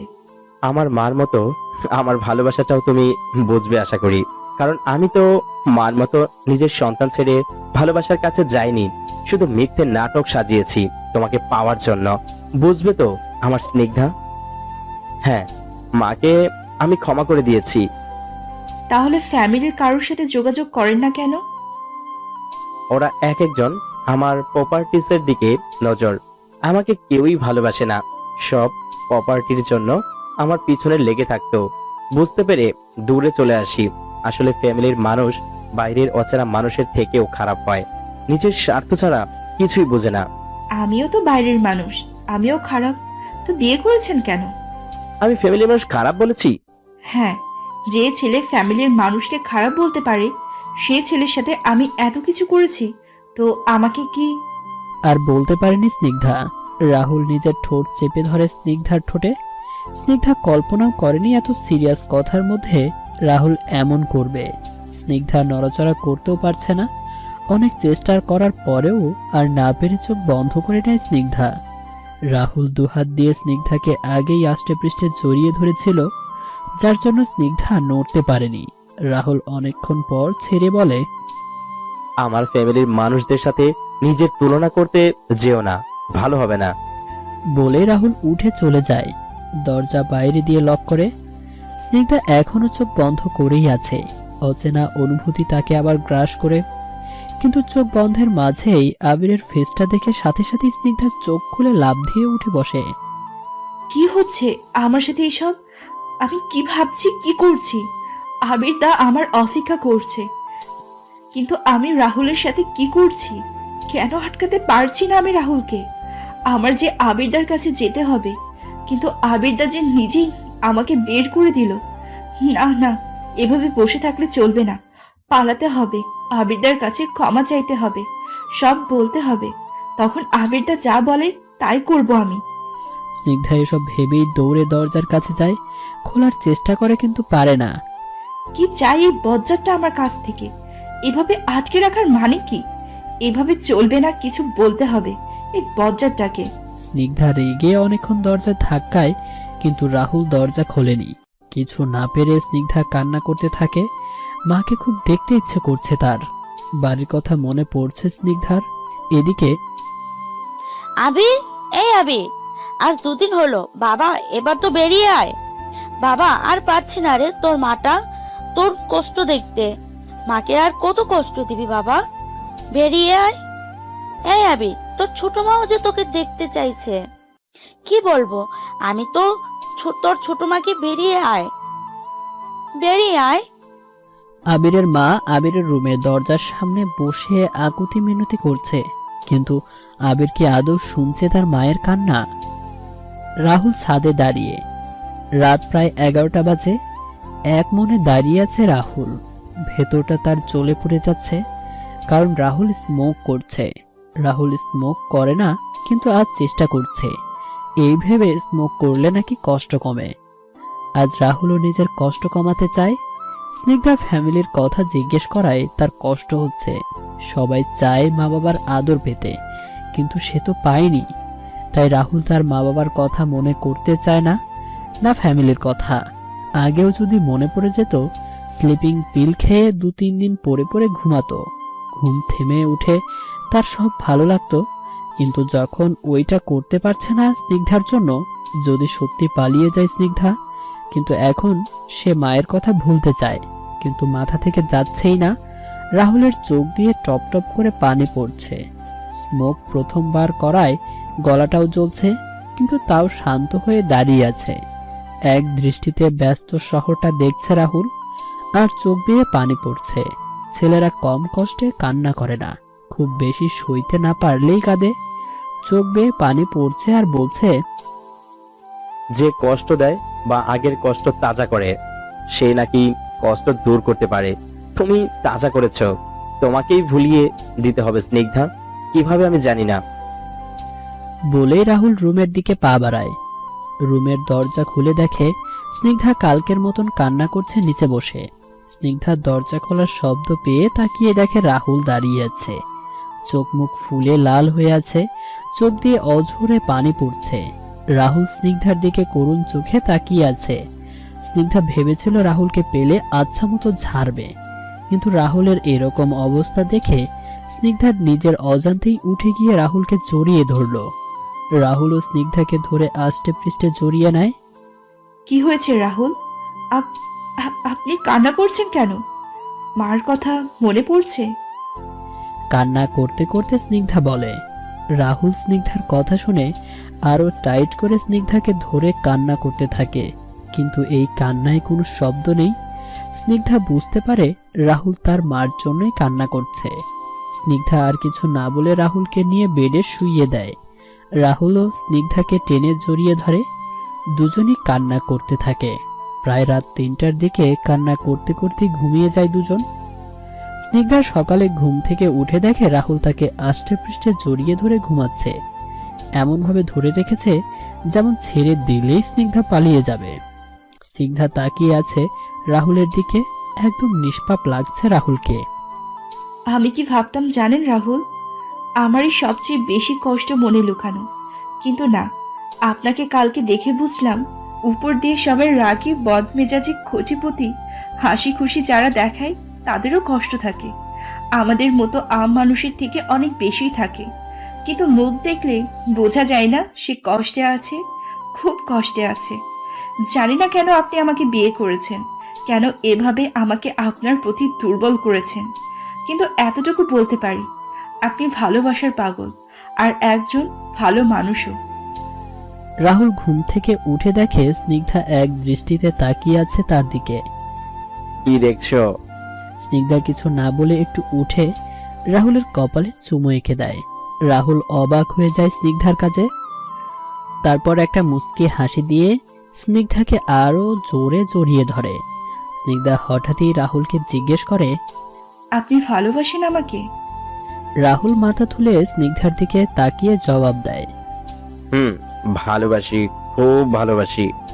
স্নিগ্ধা এমন কিছুই আশা করেছিল না মনে মনে, কিন্তু না চাইতেও স্নিগ্ধা খুব খুশি হয়ে গেল রাহুলের মুখে ভালোবাসি কথাটা শুনে। নিজের অজান্তেই স্নিগ্ধা মুখে হাসি ফুটে ওঠে। উঠুন। ভালোবাসি বলছি, উত্তর দাও। জানি না। তাহলে ছাড়ছি না। রাহুল স্নিগ্ধা দিনগুলো এভাবে চলতে থাকে। ওই রাতটার পর থেকে স্নিগ্ধা পালানোর চেষ্টাও করেনি, রাহুলকে আরো কিছু বলেও নি। কেন যেন ইচ্ছে করেনি স্নিগ্ধার কিছু বলতে। স্নিগ্ধা রাহুলকে ভালোবাসে কিনা জানে না, তবে রাহুলের আশেপাশে থাকতেই স্নিগ্ধার ভালো লাগে। দুজন দুজনকে অজানা থাকে। এখন অনেকটা জেনে নিয়েছে। স্নিগ্ধা রাহুলের সব কিছু খেয়াল রাখে। রাহুলও অনেক খুশি স্নিগ্ধা এতটা আপন করে নিবে, তাকে ভাবেনি সে। তার স্বপ্ন লাগে সব, কিন্তু রাহুলের ভয়ও করে সত্যিটা জানলে স্নিগ্ধা কি করবে? থাকবে তো রাহুলের পাশে, বুঝবে তো তার ভালোবাসা। এসবের মাঝেই দুজনের দিন হাসি খুশিতে কাটে। এভাবে একটা সপ্তাহ চলে যায়। স্নিগ্ধা আবির বা বাড়ির কারোর খবরই জানে না তারা কেমন আছে, কি করছে। রাহুল সব করলেও স্নিগ্ধাকে বাড়ির বাইরে যেতে দেয় না, না নিজে যায়। সকালে রাহুল ঘুমিয়ে আছে, স্নিগ্ধাকে আষ্টে পৃষ্ঠে জড়িয়ে, আর স্নিগ্ধা তাকে দেখতে ব্যস্ত। প্রতিদিন এটা স্নিগ্ধার একটা সকালের কাজ। ভালো লাগে সকালে ঘুমন্ত রাহুলকে দেখতে তার। কি অদ্ভুত রাহুল, আবিরদা সেই ছোট্টবেলা থেকে আমায় ভালোবাসে, কিন্তু আজ অবধি আমি তাকে সম্মান ছাড়া কিছুই করতে পারলাম না। কিন্তু আপনাকে এই কয়দিন চিনে জেনেই মনে হয় নিজের সবটুকু দিয়ে দিই। আমার সব ভালোবাসা যেন আপনার জন্য। তাই মনে হয় আমি আবিরদাকে ভালোবাসতে পারিনি কোনো সময়ই না। এইদিকে আবিরের মা আজ আর না পেরে আবিরের এক বন্ধুকে খবর দিয়ে এনে দরজা ভাঙিয়েছে। আবির, বাবা দরজা খুলিসনি কেন? বল আমায়। আসিফ, আবিরের বন্ধু, অবাক হয়ে তাকিয়ে আছে আবিরের দিকে। আবির তার মাকে দেখে ঝাঁপিয়ে পড়ে মায়ের বুকে, চিল্লিয়ে কান্না করতে থাকে আর বলে, মা আমি বাঁচবো না মা, আমাকে এনে দাও স্নিগ্ধাকে। মা প্লিজ মা এনে দাও। আমি যে পারবো না স্নিগ্ধাকে ছাড়া থাকতে, পারবো না, আমি মরে যাব। আসিফের চোখ ভিজে এলো বন্ধুর কান্না দেখে। আবির তার মাকে ধরে ইচ্ছে মতো কাঁদছে, আবিরের মাও কাঁদছে। একসময় আবির সেন্সলেস হয়ে যায়। আসিফ কোনো রকম তার আবিরের মাকে শান্ত করে আবিরকে নিয়ে হসপিটালে যায়। এতদিন রুমে না খেয়ে পড়ে থাকায় আবিরের অবস্থা খারাপ। আন্টি আপনি প্লিজ কান্না বন্ধ করুন, ডক্টর দেখছে আবিরকে, কিছু হবে না ওর। 8 দিন ধরে বের হয় না রুম থেকে আমার ছেলেটা। আসে স্নিগ্ধা কি করে পারলো এমনটা করতে? আন্টি সবসময় আমরা যা দেখি তা সত্য হয় না। আপনি বাসায় যান আন্টি, ছোট মা তো একা, উনি আবার অসুস্থ হয়ে পড়বে আপনাকে না দেখলে। আমি আবিরের সাথে আছি। আবিরের মাকে এক প্রকার জোর করেই বাসায় পাঠিয়ে দেয় আসিফ। স্নিগ্ধা রাহুল দাঁড়িয়ে আছে ছাদে। স্নিগ্ধা দাঁড়িয়ে আকাশ দেখছে আর রাহুল বসে স্নিগ্ধাকে দেখছে। হালকা বাতাসে স্নিগ্ধার চুলগুলি উড়ছে, সেদিকেই তাকিয়ে আছে রাহুল। এমন সময়ই কল আসে একটা। রাহুল সাইডে গিয়ে কলটা পিক করে। স্নিগ্ধার সেদিকে খেয়াল নেই, সে আকাশ দেখতে ব্যস্ত। কিন্তু রাহুলের কল পিক করার সাথে সাথেই মুখটা অন্ধকার হয়ে এলো। রাহুল ফোনটা কেটে দিল। আর লুকাবো না স্নিগ্ধা, সব বলবো আজ তোমাকে। বলে রাহুল পেছনে ফেরে, দেখে স্নিগ্ধা এখনো আকাশের দিকেই তাকিয়ে আছে। রাহুল ডাক দিল স্নিগ্ধাকে। কিছু বলবেন? কিছু না, অনেক কিছু বলবো। কি হয়েছে বলুন, এমন কেন দেখাচ্ছে আপনাকে? তুমি ভালোবাসো আবিরকে? হঠাৎ এই যা জিজ্ঞেস করেছি তার উত্তর দাও। ভালোবাসি, সম্মানও করি, কিন্তু সেটা ভাই হিসেবে। চেয়েও ভালো কোনোদিন বাসতে পারিনি, কেন জানি না। আমি তোমাকে কিছু বলতে চাই স্নিগ্ধা। জানি তুমি আমায় খারাপ ভাববে, আমি ঠিক করিনি বলবে, কিন্তু তুমি তো বলেছিলে না ভালোবাসায় ঠিক ভুল থাকে না, শুধু ভালোবাসার মানুষটার সাথে থাকতে ইচ্ছে করে শুধু। আমিও তাই করেছি, তাই প্লিজ আমায় ভুল বোঝো না, প্লিজ আমায় ক্ষমা করে দাও প্লিজ। স্নিগ্ধা অবাক হয়ে শুধু তাকিয়ে আছে রাহুলের মুখের দিকে। রাহুল বলতে শুরু করলো একটা বড়সড় শ্বাস ফেলে। ওই দিন যখন তুমি ইন্টারভিউ দিতে এসেছিলে আমার অফিসে, আর আমি তোমায় দেখেছিলাম, আমার মনে হয়েছিল আমার শূন্য দুনিয়ায় এক আলোর ঝলক দেখলাম। মন বারবার বলছিল তুমি আমার খুব আপন। আমার মুখে হাসি ফুটে ওঠে, কিন্তু তোমার মুখে ছিল দুশ্চিন্তার ভরপুর। তাই তোমার সামনে বসেই ঠিক করি তোমার সব চিন্তা আমি দূর করে দেব, আর তোমায় আমার দুনিয়ায় আলো বানিয়ে রাখবো। তাই তোমার চাকরি কনফার্ম করে আর ওই দিনই জয়েন করতে বলি, কিন্তু তাও তোমার মুখে হাসি দেখতে পাইনি। আমি আমার কেবিনে যাই, ভাবি কিভাবে তোমার সব খবর জানা যায় আর কি। হ্যালো জর্ডানে একটা কাজ করতে হবে তোমাকে। Yes sir. একটা মেয়ের সকল ইনফরমেশন চাই। ঠিকানা দিচ্ছি আমি। হয়ে যাবে স্যার। 1 ঘন্টার মধ্যে চাই। তোমার অফিসে দেওয়া ঠিকানা ওকে পাঠাই, আর 1 ঘন্টায় সব জেনে নিই তোমার ব্যাপারে। ঠিকানা থাকায় সময় লাগেনি। তারপর আমি তোমার ব্যাপারে জানতে পারি সব। তোমার বাবা নেই, মা অসুস্থ, অপারেশন করতে হবে। আমি বুঝতে পারি, তাই তোমার মুখে হাসি ছিল। তোমাদের অবস্থা খারাপ চলছে, তুমি জব খুঁজছো অনেকদিন ধরে, আর তোমার রিলেশন আছে এক ছেলের সাথে, তোমাদের বাড়িতেই থাকে। কিন্তু জর্ডান তার নাম জানায়নি আমাকে। এটা শুনে আমার মাথায় আগুন লেগে যায় যে তোমার রিলেশন আছে, আর আমি কিছু না ভেবে প্ল্যান করি তোমায় বিয়ে করব, আর তোমার কাছে ম্যানেজারকে দিয়ে অফার পাঠাই। আমাকে অফিসের সবার সামনে দর্শক বললে তোমার মার অপারেশনের সমস্ত খরচ পেয়ে যাবে। তুমিও রাজি হয়ে যাও, ম্যানেজারকে বলে দাও, আর কাজটা করেও দাও। আমি নিজে এসব ইচ্ছে করে করলেও বাইরের মানুষ সত্যি ভেবে, কিন্তু আমার কিচ্ছুই করার ছিল না। তারপর আমি গায়েব হয়ে যাই, না হলে মিডিয়া পাগল করে দিত। আর তুমিও টাকা পেয়েই মার অপারেশন করে ফেলে 3 দিন তুমি ব্যস্ত ছিলে। তুমি এটা জানতে না আমি নিজেই এসব করিয়েছি ম্যানেজারকে দিয়ে। তুমি জানতে তুমি আমার নামে মিথ্যে বলেছ। তোমার মা হসপিটালে থাকায় আমিও কিছু করিনি। তোমার উপর নজর রেখেছি 4 দিন। আমি তোমাকে তুলে আনি, আর বাকিটা তুমি জানো। পরদিন সকালে জর্ডানের দেওয়া নাম্বারে আমি আবিরকে ফোন করে বলি তুমি আমার কাছে এসো। আমি ওই দিন আবিরকে বিয়ের কথা বলতেই ফোন দিয়ে আনাই, কিন্তু আবিরকে দেখে আমি অনেক শক খাই, কিন্তু তাও বলেও দিই বিয়ের কথাটা। কিন্তু আমি এটা জানতাম না তোমার এঙ্গেজমেন্ট হয়ে গেছে আবিরের সাথে। আর বিশ্বাস করো, জানলেও আমি ঠিক এটাই করতাম। আমার কিছু করার ছিল না। আমি ভেবেছিলাম তুমি এত কিছুর পরও মেনে নিবে আমাদের বিয়েটা, কিন্তু তুমি ওই দিন উল্টাপাল্টা কথা বলে চলে যাও। তাই আমি আবিরকে ফোন দেই। হ্যালো, কে? আমি রাহুল, স্নিগ্ধার হাজবেন্ড। ও জি, কিছু বলবেন? ভুলে গেলি তুই এত সহজে আমায়? মানে কে আপনি? তোর স্কুল লাইফের শত্রু রাহুল চৌধুরী। রাহুল, তুই তুই তু- তুই তাই তো বলি, এত চেনা চেনা কেন লাগছে আমার তোকে? কিন্তু তুই তো জানতি আমি স্নিগ্ধাকে ছোট থেকে ভালোবাসি, তাহলে এমন কেন করলি? আমার খারাপ লাগে খুব আবিরের কান্না দেখে, তাও আমি ওকে বলি কাঁদছিস কেন? স্নিগ্ধা আমাকে খুব ভালোবাসে, আর আমিও ভালো রাখবো ওকে অনেক। কিন্তু স্নিগ্ধা ভাবছে তোকে ধোকা দিচ্ছে, তাই চলে গেছে তোর কাছে ক্ষমা চাইতে। তুই ওকে পাঠিয়ে দে আমার কাছে। ঠিক আছে, পাঠিয়ে দেবো, কিন্তু কেন করলি এমন? জানি না, আমি ভালোবাসি স্নিগ্ধাকে, এতটুকুই জানি। ঠিক আছে, স্নিগ্ধা যদি তোকে ভালোবাসে আমি পাঠিয়ে দেবো তোর কাছে। বলেই ফোন রেখে দেয় আবির। আবির ভাবছিল আমি তোমাকে ওর থেকে কেড়ে নিয়েছি, কিন্তু আমি তো জানতামই না তুমি আবিরের ছোট মার মেয়ে স্নিগ্ধা।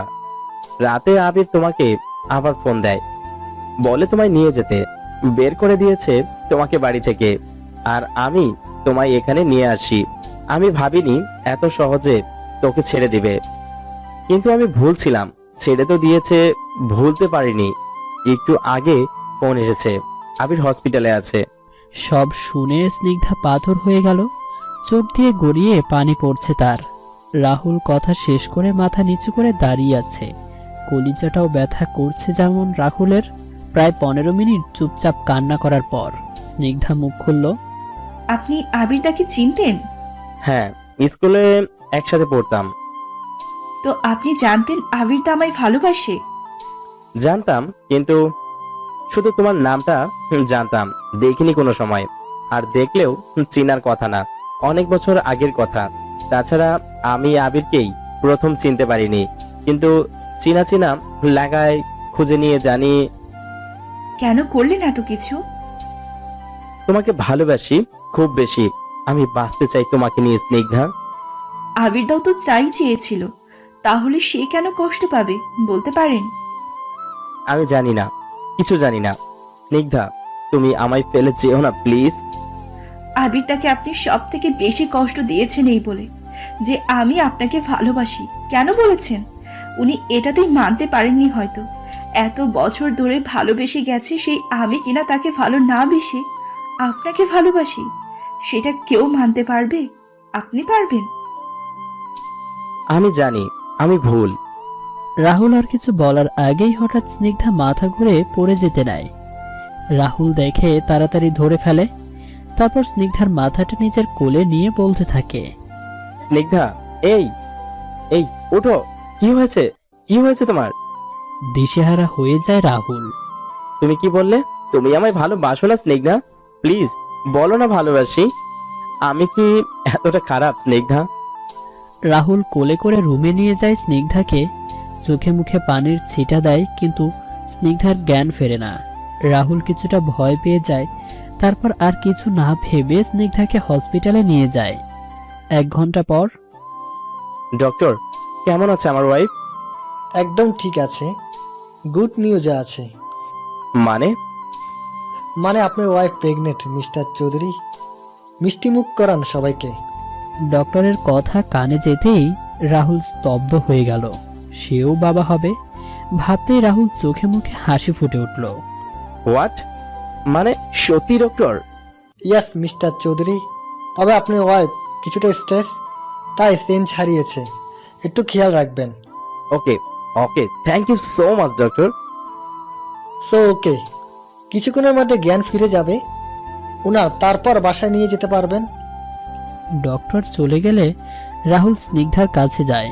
স্নিগ্ধার পাশে বসে স্নিগ্ধার হাতটা শক্ত করে ধরে। স্নিগ্ধা প্লিজ ছেড়ে যেও না, প্লিজ প্লিজ, অনেক ভালোবাসি তোমায়। আমার বেবির থেকে দূরে করো না আমাকে প্লিজ। রাহুলের চোখ দিয়ে দুফোঁটা পানি গড়িয়ে পড়ল স্নিগ্ধার। জ্ঞান ফেরাতেই আশেপাশে তাকিয়ে বুঝতে পারে এটা হসপিটাল। পাশেই রাহুলকে তার হাত ধরে বসে থাকতে দেখে। হাতটা সরিয়ে নেয় স্নিগ্ধা, তাতে রাহুলের মনটা ভেঙে যায়। আমি এখানে কেন? সেন্সলেস হয়ে গিয়েছিলে, তাই নিয়ে এসেছি, ডক্টর বলেছে। আমি আবিরদার কাছে যাব, নিয়ে যাবেন আমায় এক্ষুনি? স্নিগ্ধার কথাটা শুনেই রাহুলের ভেতর তোলপাড় শুরু হয়ে গেল। তুমি সত্যি আমায় ভালোবাসো না? আমায় ছেড়ে চলে যাবে? রাহুলের কথা শুনে স্নিগ্ধার চোখের জল এলো, তাও চোখ মুখ শক্ত করে বলল, আমি আবিরদার কাছে যাব। প্লিজ স্নিগ্ধা, আমার কথাটা শোনো, একটিবার ক্ষমা করা যায় না? আমি কি বলছি শোনেননি? প্লিজ স্নিগ্ধা, এমনটা করো না, আমি মরে যাব এবার। মার মতো তুমিও আমায় ছেড়ে যেও না প্লিজ। স্নিগ্ধা আর কিছু না বলে উঠে হাঁটা দিল। ভালোবাসার মানুষের মুখ থেকে এমন আকুতি মিনতি শুনতে আর পারছে না স্নিগ্ধা, তার ভেতরটাও জ্বলে যাচ্ছে। স্নিগ্ধা নিজের ভালোবাসা প্রকাশ না করলেও নিজের থেকে বেশি ভালোবেসে ফেলেছে রাহুলকে। কিন্তু রাহুল খুব বড় ভুল করেছে এত বড় মিথ্যে নাটক করে। আবির যদি কিছু করে ফেলতো নিজের বড় মাকে কি জবাব দিত স্নিগ্ধা? তাই স্নিগ্ধা ঠিক করে রাহুলকে শাস্তি দিবে। তাই স্নিগ্ধা রাহুলের সাথে কথা বাড়াতে চাইছে না, কারণ এখন কথা বললে ক্ষমা করে দিতে মন চাইবে স্নিগ্ধার। রাহুলের কষ্ট যে এখন সইতে পারে না স্নিগ্ধা। স্নিগ্ধা হাঁটা দেখে রাহুল তাড়াতাড়ি হাত ধরে আটকালো স্নিগ্ধাকে। একা যেতে হবে না, আমি নিয়ে যাচ্ছি। চলুন। দুজনে গিয়ে গাড়িতে বসলো। ফোন করে জেনে নিল আবির কোন হসপিটালে, তারপর নিয়ে গেল স্নিগ্ধাকে হসপিটালে। স্নিগ্ধাকে নিয়ে ভেতরে গেল। স্নিগ্ধা এদিক ওদিক তাকিয়ে আসিফকে দেখে, দৌড়ে গেল। রাহুল স্নিগ্ধাকে যাওয়ার দিকে তাকিয়ে রইল। আবিরদা কেমন আছো? আসিফ পেছনে ফিরে দেখে স্নিগ্ধা, তাচ্ছিল্য হেসে বলে, মরেনি, বেঁচে আছে। এভাবে কেন বলছো? কিভাবে বলবো তাহলে? বড় মা সব বলেছে আমায়। স্নিগ্ধা, কিভাবে পারলে এমনটা করতে? স্নিগ্ধা নিঃশব্দে কাঁদছে। রাহুল এসে সোজা আবিরের ক্যাবিনে ঢুকে গেল। তাকিয়ে আছে আবিরের দিকে রাহুল। স্যালাইন চলছে। আবিরের চোখ বন্ধ ও মুখ দেখেই বোঝা যাচ্ছে আবির ভালো নেই। রাহুল গিয়ে পাশে বসে, স্নিগ্ধাও ভেতরে ঢুকে, সাথে আসিফও। কিরে, শুয়ে আছিস কেন? তোর ভালোবাসার মানুষ তোর কাছ থেকে কেড়ে নিয়েছি, মারতে আসবি না আমাকে? আবির জেগেই ছিল, চোখ বন্ধ করেছিল, শুধু রাহুলের কথা শুনে তাকিয়ে রইল রাহুলের দিকে। আসিফ রাহুলের কথা শুনে স্নিগ্ধাকে জিজ্ঞেস করলো, এই লোক কে? রাহুল। আসিফ চিনে ফেলে রাহুলকে, তারা একই সাথে পড়তো। আবিরকে চুপ থাকতে দেখে রাহুল আবার বলে, কিরে চুপ করে আছিস কেন? কি বলবো?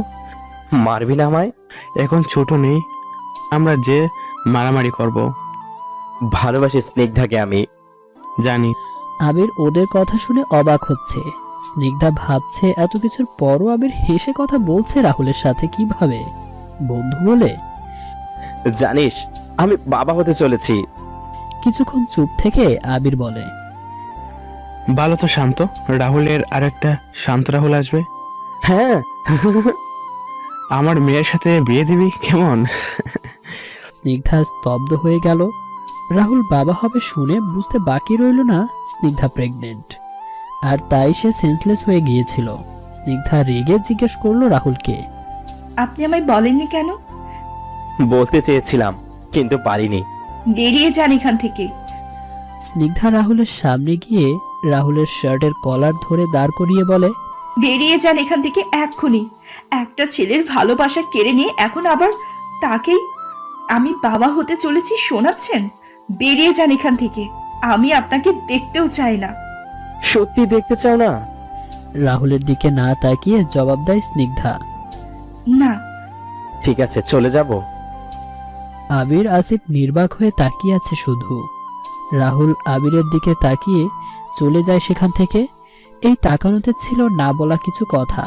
ক্ষমা করে দিস, তোর কষ্টের কারণ আমি, তাই। ঠিক এমন না বলা কিছু কথা রাহুল না বলে চলে গেলেও আবির ঠিক বুঝতে পেরেছে। আবির হালকা হাসলো। এই হাসিতে লুকানো কিছু কথা আছে। ভালোবাসা কি আমিও বুঝি। ভালোবাসার জন্য মানুষ সব করতে পারে, তাই আমিও তোকে ক্ষমা করে দিয়েছি। রাহুল বেরিয়ে যেতেই স্নিগ্ধা কান্নায় ভেঙে পড়ল। কাঁদতে কাঁদতে স্নিগ্ধা আবিরের পাশে বসে, আবিরদা, আমি ভালোবাসিস রাহুলকে? ভালোবাসিস রাহুলকে, তাই না? স্নিগ্ধা করুণ চোখে আবিরের দিকে তাকায়। কি হলো? হ্যাঁ ভালোবাসি খুব। তো তাড়িয়ে কেন দিলি? কি করব বলো, সে বাবা হবে, তোমাকে বলছে, বুঝতে পারছো না? তুমি কষ্ট পাচ্ছ। তুই যদি আমার কষ্ট বুঝতিস স্নিগ্ধা, তাহলে আমাকে ভালোবাসতি, বলতি আজ রাহুলকে না। কিন্তু আমি আর তোদের মাঝে থাকবো না। একটা কথা বলি আবিরদা, হুম। ক্ষমা করে দাও আমায়। তুই ভুল কিছুই করিস নি স্নিগ্ধা। তোর সাথে যদি আমার বিয়ে হতো, এক প্রকার জোর করে আমাকে ভালোবাসতে তোর। কিন্তু সত্যি এটাই, তুই আমায় তোর বড় মার ছেলে, তোর ভাই ভেবেছিস। কিন্তু এখন তুই আমায় যে ভালোবাসিস এটা মন থেকে, কিন্তু ওই সময় জোর করতে হতো। বিশ্বাস কর, আমি ওই জোর করে ভালোবাসা তোর কাছে চাই না, এইটাই চাই। একটা কথা বলে তোকে, সবাই সব কষ্ট সহ্য করতে পারে না। রাহুল ছোটবেলা থেকেই একা, চুপচাপ থাকতেই পছন্দ করতো। যতটুকু চিনি মনে পড়ে কারো ক্ষতি করেনি কোনো সময়। সে ছেলে তোর জন্য এত কিছু করছে, বোঝাই যায় তোকে খুব ভালোবাসে। আর তুই যদি এখনই ওর কাছে না যাস, রাহুল উল্টা পাল্টা কিছু করে বসতে পারে। আবির কথা শুনে স্নিগ্ধা আঁতকে ওঠে। সত্যি তো, রাহুল কতটা একা আমি জানি। ওই দিন রাগ করে কিছু কথা বলাই নিজের হাতের ক্ষতি করেছে। আর সে যদি ভাবে আমি তার মার মতো ওকে ছেড়ে চলে গেছি, তো আর ভাবতে পারছে না স্নিগ্ধা। গলাটা শুকিয়ে আসছে। এমন ব্যবহার করা মোটেও ঠিক হয়নি তার। রাহুলকে শাস্তি দিবে এসব এখন কিছুই মাথায় নেই স্নিগ্ধার। এক লাফে উঠে দাঁড়ায় স্নিগ্ধা। আবির শুধু দেখছে স্নিগ্ধা কতটা উত্তেজিত হয়ে পড়েছে। রাহুল কিছু করে বসতে পারে কথাটা শুনে। আবিরদা, আমি যাচ্ছি। বলেই স্নিগ্ধা দৌড়ে বেরিয়ে যায় কেবিন থেকে। আবির স্নিগ্ধার যাওয়ার দিকে তাকিয়ে থাকে। আজ আমি যদি বলতাম, স্নিগ্ধা আমি তোকে সব কিছুর জন্য ক্ষমা করেছি, আমার বিয়ে কর, তবে স্নিগ্ধা তুই কি বলতি? উত্তর কেউ জানে না। বলেই আবির একটা দীর্ঘ শ্বাস ফেলে। আসিফ গিয়ে পাশে বসে আবিরকে জিজ্ঞেস করে, সত্যি কি সব মেনে নিয়েছিস তুই? হুম। কিভাবে? এত বছরের ভালোবাসা তো। তাই তো, ভালোবাসার মানুষের সুখের জন্য সব করতে পারি। আসিফ আর কিছু বলে না। আসিফ বুঝতে পারে আবির বড়সড় একটা কোরবানি দিয়েছে নিজের ভালোবাসার। স্নিগ্ধা দৌড়ে হসপিটাল থেকে বেরিয়ে রিকশাতে উঠে পথ যেমন শেষই হচ্ছে না। আর স্নিগ্ধার মাথায় হাজারো চিন্তা। রাহুলকে বাসায় গিয়ে পাবে তো? কিছু হয়নি তো? এসব ভাবছে আর বারবার রিক্সা চালককে তাড়াতাড়ি যেতে বলছে। ওইদিকে রাহুল আবার সিগারেট খাওয়ার চেষ্টা করছে। দুহাতে দুইটা নিয়ে ছাদের রেলিংয়ের উপর দাঁড়িয়ে, চোখের নিচে লাল হয়ে আছে। সিগারেটের ধোঁয়া নিতে পারছে না রাহুল, তাও চেষ্টায় লেগেই আছে দুইটা সিগারেট শেষ করার জন্য। যুদ্ধ করছে এক প্রকার। এমন সময় পেছন থেকে ডাক আসে। রাহুল! রাহুল পেছনে তাকিয়ে দেখে স্নিগ্ধা দাঁড়িয়ে আছে। একটা মুচকি হাসি দেয় রাহুল, তারপর সিগারেট ফেলে নিচে নেমে দাঁড়ায়। আর এসব দেখে স্নিগ্ধার কলিজা শুকিয়ে যায় অবস্থা। সারা বাড়ি খুঁজে না পেয়ে ছাদে আসে স্নিগ্ধা। রাহুলকে রেলিং এর উপরে দাঁড়িয়ে থাকতে দেখে ডাক দিয়েই স্ট্যাচু হয়ে দাঁড়িয়ে থাকে স্নিগ্ধা। রাহুল আস্তে আস্তে স্নিগ্ধার কাছে গিয়ে জড়িয়ে ধরে আষ্টে পৃষ্ঠে। রাহুল যেন কলিজা ফিরে পেয়েছে তার। স্নিগ্ধা নড়াচড়া না করে। রাহুল বুঝতে পারে স্নিগ্ধা রাহুলকে এভাবে দেখে ভয় পেয়েছে, তাই আস্তে করে মুখটা উঁচু করে স্নিগ্ধার। এই দেখো জান, আমি একদম ঠিক আছি। এইবার স্নিগ্ধা রেগে ইচ্ছে মতো কিল ঘুষি দিতে থাকে। ওখানে কি করছিলেন? হ্যাঁ, কি করছিলেন? আমি কতটা ভয় পেয়েছি। মরতে গিয়েছিলেন? হ্যাঁ, একদম মেরে ফেলবে এসব চিন্তা করলে। এই মেয়ে, আমি কেন মরতে যাব? আমার বিশ্বাস ছিল তুমি আমার কাছে ফিরে আসবে। আমি মরে গেলে তোমায় জ্বালাবে কে? ফিরে আসবো দেখে ওখানে দাঁড়িয়েছিলেন? হ্যাঁ, বলেই আবার মারতে লাগে রাহুলকে। রাহুল আর না পেরে স্নিগ্ধার কোমর চড়িয়ে ধরে নিজের ঠোঁট চেপে ধরে স্নিগ্ধার ঠোঁটে। স্নিগ্ধার শখ খেয়ে চোখ দুটো বড় বড় করে ফেলে। কিছুক্ষণ পর ছেড়ে দিয়ে স্নিগ্ধার কপালে নিজের কপাল ঠেকিয়ে বলতে থাকে, খুব বেশি ভালোবাসি। আমিও খুব খুব খুব ভালোবাসি। কখনো ছেড়ে যাব না, কখনো না। রাহুল খুব টাইট করে জড়িয়ে ধরে স্নিগ্ধাকে। আজ স্নিগ্ধাও সমান তালে ধরে রাহুলকে। আমিও যাব না আমার বেবির মাটাকে ছেড়ে। 5 বছর পরে রাহুল স্নিগ্ধা তাদের ছেলে আরিয়ানের হাত ধরে দাঁড়িয়ে আছে একটা কবরের সামনে। রাহুল স্নিগ্ধার চোখে পানি। কবরটা যে আর কারণ না, আবিরের জন্য সবাই রাহুল আর স্নিগ্ধাকে মেনে নিলেও রাহুলের সাথে স্নিগ্ধা ভালো থাকলেও চোখের সামনে বেশি দিন নিজের ভালোবাসাকে অন্যের সাথে সুখে থাকতে দেখতে পারেনি। চুপচাপ থাকতো আবির। আবির অনেক চেষ্টা করেছিল সব ভুলে সুখে থাকার। স্নিগ্ধা অনেকবার বিয়ের কথা বলেছে আবিরকে, কিন্তু আবির ভুলতে পারতো না স্নিগ্ধাকে। কিন্তু কাউকে বুঝতেও দিত না আবির। কেউ বিয়ের কথা বললেই এড়িয়ে যেত। আবির আরিয়ানকে খুব আদর করত। স্নিগ্ধা রাহুলের সাথেও নর্মাল ছিল। লাস্টে আবিরের মা মারা গেলে আবির খুব ভেঙে পড়ে। তাও নিজেকে অনেক গোছানোর চেষ্টা করে, কিন্তু সব মিলিয়ে পেরে উঠতে না পেরে রাহুল স্নিগ্ধার বিয়ের প্রায় 4 বছর পরে আবির সুসাইড করে। তাও তো কেউ বুঝতে পারেনি আবির স্নিগ্ধাকে ভুলতে না পেরে সুইসাইড করেছে। কিন্তু কেউ না বুঝলেও রাহুল বুঝতে পারে আবিরের এই স্টেপ নেওয়ার কারণ। আবিরের চলে যাওয়ার পর রাহুল খুব ভেঙে পড়ে। নিজেও আবিরের মতো স্টেপ নিতে চায়, কারণ তার জন্যই আজ আবির নেই। এটা মানতে পারে না রাহুল। কিন্তু স্নিগ্ধা আরিয়ানের কথা ভেবে পারেনি তাদের সুখে রাখার দায়িত্বটা যে আবির রাহুলকেই দিয়ে দিয়েছিল। রাহুল স্নিগ্ধা এখন খুব একটা ভালো নেই। আবির তাদের জীবনের পথ চলার মাঝে তাড়া করেই বেড়ায়। স্নিগ্ধার শুধু মনে হয় সে ভুল করেনি ভালোবেসে রাহুলকে, কিন্তু রাহুলের সাথে সুখী হওয়ার আগে আবিরের সুখে থাকাটা ঠিক করে দেওয়ার প্রয়োজন ছিল বোন হিসেবে। আবার মাঝে মধ্যে ভাবে আবিরদাকে একটু ভালোবাসলে কি হতো আমার। উত্তর খুঁজে পায় না। স্নিগ্ধার চোখ বেয়ে কয়েক ফোঁটা পানি গড়িয়ে পড়ে। শুধু আজ আবির নেই, 1 বছর। তাই রাহুল স্নিগ্ধা এসেছে আবিরের কবর জিয়ারত করতে। স্নিগ্ধা রাহুলের হাত ধরে আবিরের কবরের দিকে তাকিয়েই বলে, তুমি আমি সব ভুলে ভালো থাকতে পারি না একসাথে? ভালোবাসি। ভালোবাসি।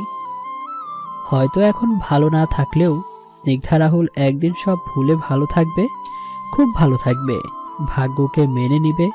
আর স্নিগ্ধার মা ছেলেকে নিয়ে সুখী ফ্যামিলি হবে তাদের। ওই যে একজনের জন্য কারোর জীবন থেমে থাকে না, কিন্তু আবিরের মতো কিছু ভালোবাসার কাঙাল থাকে, তারা এই কথাটার মানেই বোঝে না। কি ভাবছেন আবির ছ্যাঁকা খেয়ে মরে গেল? না, সে ভুলতে পারতো না তার ছোটবেলার ভালোবাসাকে, কারণ তার ভালোবাসাও পবিত্র ছিল, সত্যি ছিল। আর আবির না স্নিগ্ধাকে ভুলতে পারছিল না ভালো থাকতে। আর তাই আবিরের গভীর ঘুম এর প্রয়োজন ছিল, তাই সে চিরতরে ঘুমটাকে বেছে নিয়েছে শুধুমাত্র। প্রতিদিন ভালোবাসার নতুন নতুন গল্প পেতে চ্যানেলটি সাবস্ক্রাইব করে পাশে থাকা বেল বাটনে ক্লিক করুন।